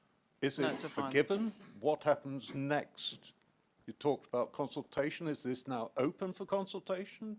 Where are we? Do you know what? That's a fair enough question. Judge, I actually asked that as soon as I received it from I emailed Jesse Norman. I said, "You know, this has got draft written on it." He said, "No, that's all fine. Don't worry about it." Okay. So should we worry about that, Will? Is it a draft document or is this a final document? Well, if you want the final document, it's online. It's on gov.uk. There we So go. I don't know. Published online. I mean, I don't know that I've got your version that okay. you've been given. I'm sure lots of versions have been kind of. I think so. Yeah, it was the version that got published still had drafts written on it before it went online, but it's not. It's just a thing. Don't worry. Well, yeah. I mean, go on gov.uk and go Yeah. to the Riverway Action The Plan, online and version that is- is the yeah. that is the current one. Yeah. Okie dokie. Sorry, just for clarification, Yep. is the version that got circulated to us, The link's been published. is that the same Yeah. as what's Yeah, published it's online it's without the Jeffrey- word yeah, draft? It's the Okay. Jeffrey UK website one. Okay, so right, do we want to do anything else at this point? Given the options are do nothing, we've had a nice chat, we've all kind of, you know, we had a chat with lovely Will and it's all been great. Or that we might want to put forward a response to this, and we may want to also respond to the Office of the Environment Audit Committee call for a witness for the next session on rivers. Are Has you, anyone got are you any asking views us, the Nutrient on Management that? Board? The Nutrient Management Board members, I'm asking. We should make a response, shouldn't we? Otherwise, we're not a board doing Okay. what we're doing. So do you want to just respond to Defra, to Will? Like, we'll write a letter Should we write to Will and covering off obviously some of thank the him points and then yeah. cover some other points, Okay. and then also write to Anthea as well? Yeah. I think if I should just come in, I mean, technically, as a civil servant, I have no sort of separate legal Okay. identity to the So Secretary of State. to So the I think Secretary of the best State. thing is to write to a minister, Okay. rather than individual. Because the other thing Who- is, I'm here. and I'm who would be your Minister I'm of- part of a much bigger team, so I think addressing it to one specific Right. official might I was slightly kind of. I always like it when I've got an address. Any particular minister? Minister Is it- Moore or the Minister Secretary of Moore. Okay, so either Robert Moore or Steve Buckley. Right to the Secretary of Or State, both. it's always the way. Yeah, when you go see him. Happy to. Okay. It would be helpful, I think, if that, speaking not as a member of the Nutrient Management Board, but as your guest today, for which I'm very grateful, it would be helpful if that response could be sent in time for Anthea to have it in her pocket. Anthea, I think, should be copied in to the response. So when she goes to visit Secretary But of when State. she goes to Yeah, see yeah, the yeah. Secretary of State, if she had that response as a billet doux, a copy it in her pocket, that would be very helpful. As it would also be very helpful when she goes to see Steve Reed. So there's a timing issue and some urgency in drawing that response together, if we Right, can yeah. do that. Okay. So would the board trust the chair to draft something and get it out to the board ASAP? I'll do it as quickly as I can. Yeah. Okay. And I would recommend the same approach to Philip Dunn's call for evidence for the EAC follow-up. Yeah. So same approach, formal response from the board, signed off by yourself as chair. Yeah. I think, yeah, I mean, I was thinking it could be the same thing, but it would, the call, the Environment Audit Committee is a somewhat different ball game, isn't it? Because it's a broader inquiry. So I think I will invite, I mean, I can sort of draft something up, but I also invite any individual board member if there's something that they particularly feel that we should put in them. Well, yes, in they there, are then they are that's fine. different things, because the call for Yeah. evidence from the EAC has set out its scope of its inquiry, so you will Yeah. wish to address Yeah, and that, your by the way, points in it's response. appended with the agenda papers for today, which is Yeah. why we can discuss it. So yeah, I'm open for all suggestions on that front if anyone's got anything they want to bring to bear. But for now, I'm going to say, well, let's call it a day. It's been a long session. Hopefully it's been useful. Again, thank you to everyone attending online, particularly Will. Very grateful for your presence here. Thank you. And thank you to board members and to the Catchment Partnership invitees, and also to Anthea McIntyre, our new river champion. Woo! Well, Stop the, can I stop just the- say thank you too? I do want to say thank you to Will, because he's put in a terrific amount of work on that, and I'm very grateful to him. But thank you to all of you for inviting me, and I really look forward to working with you.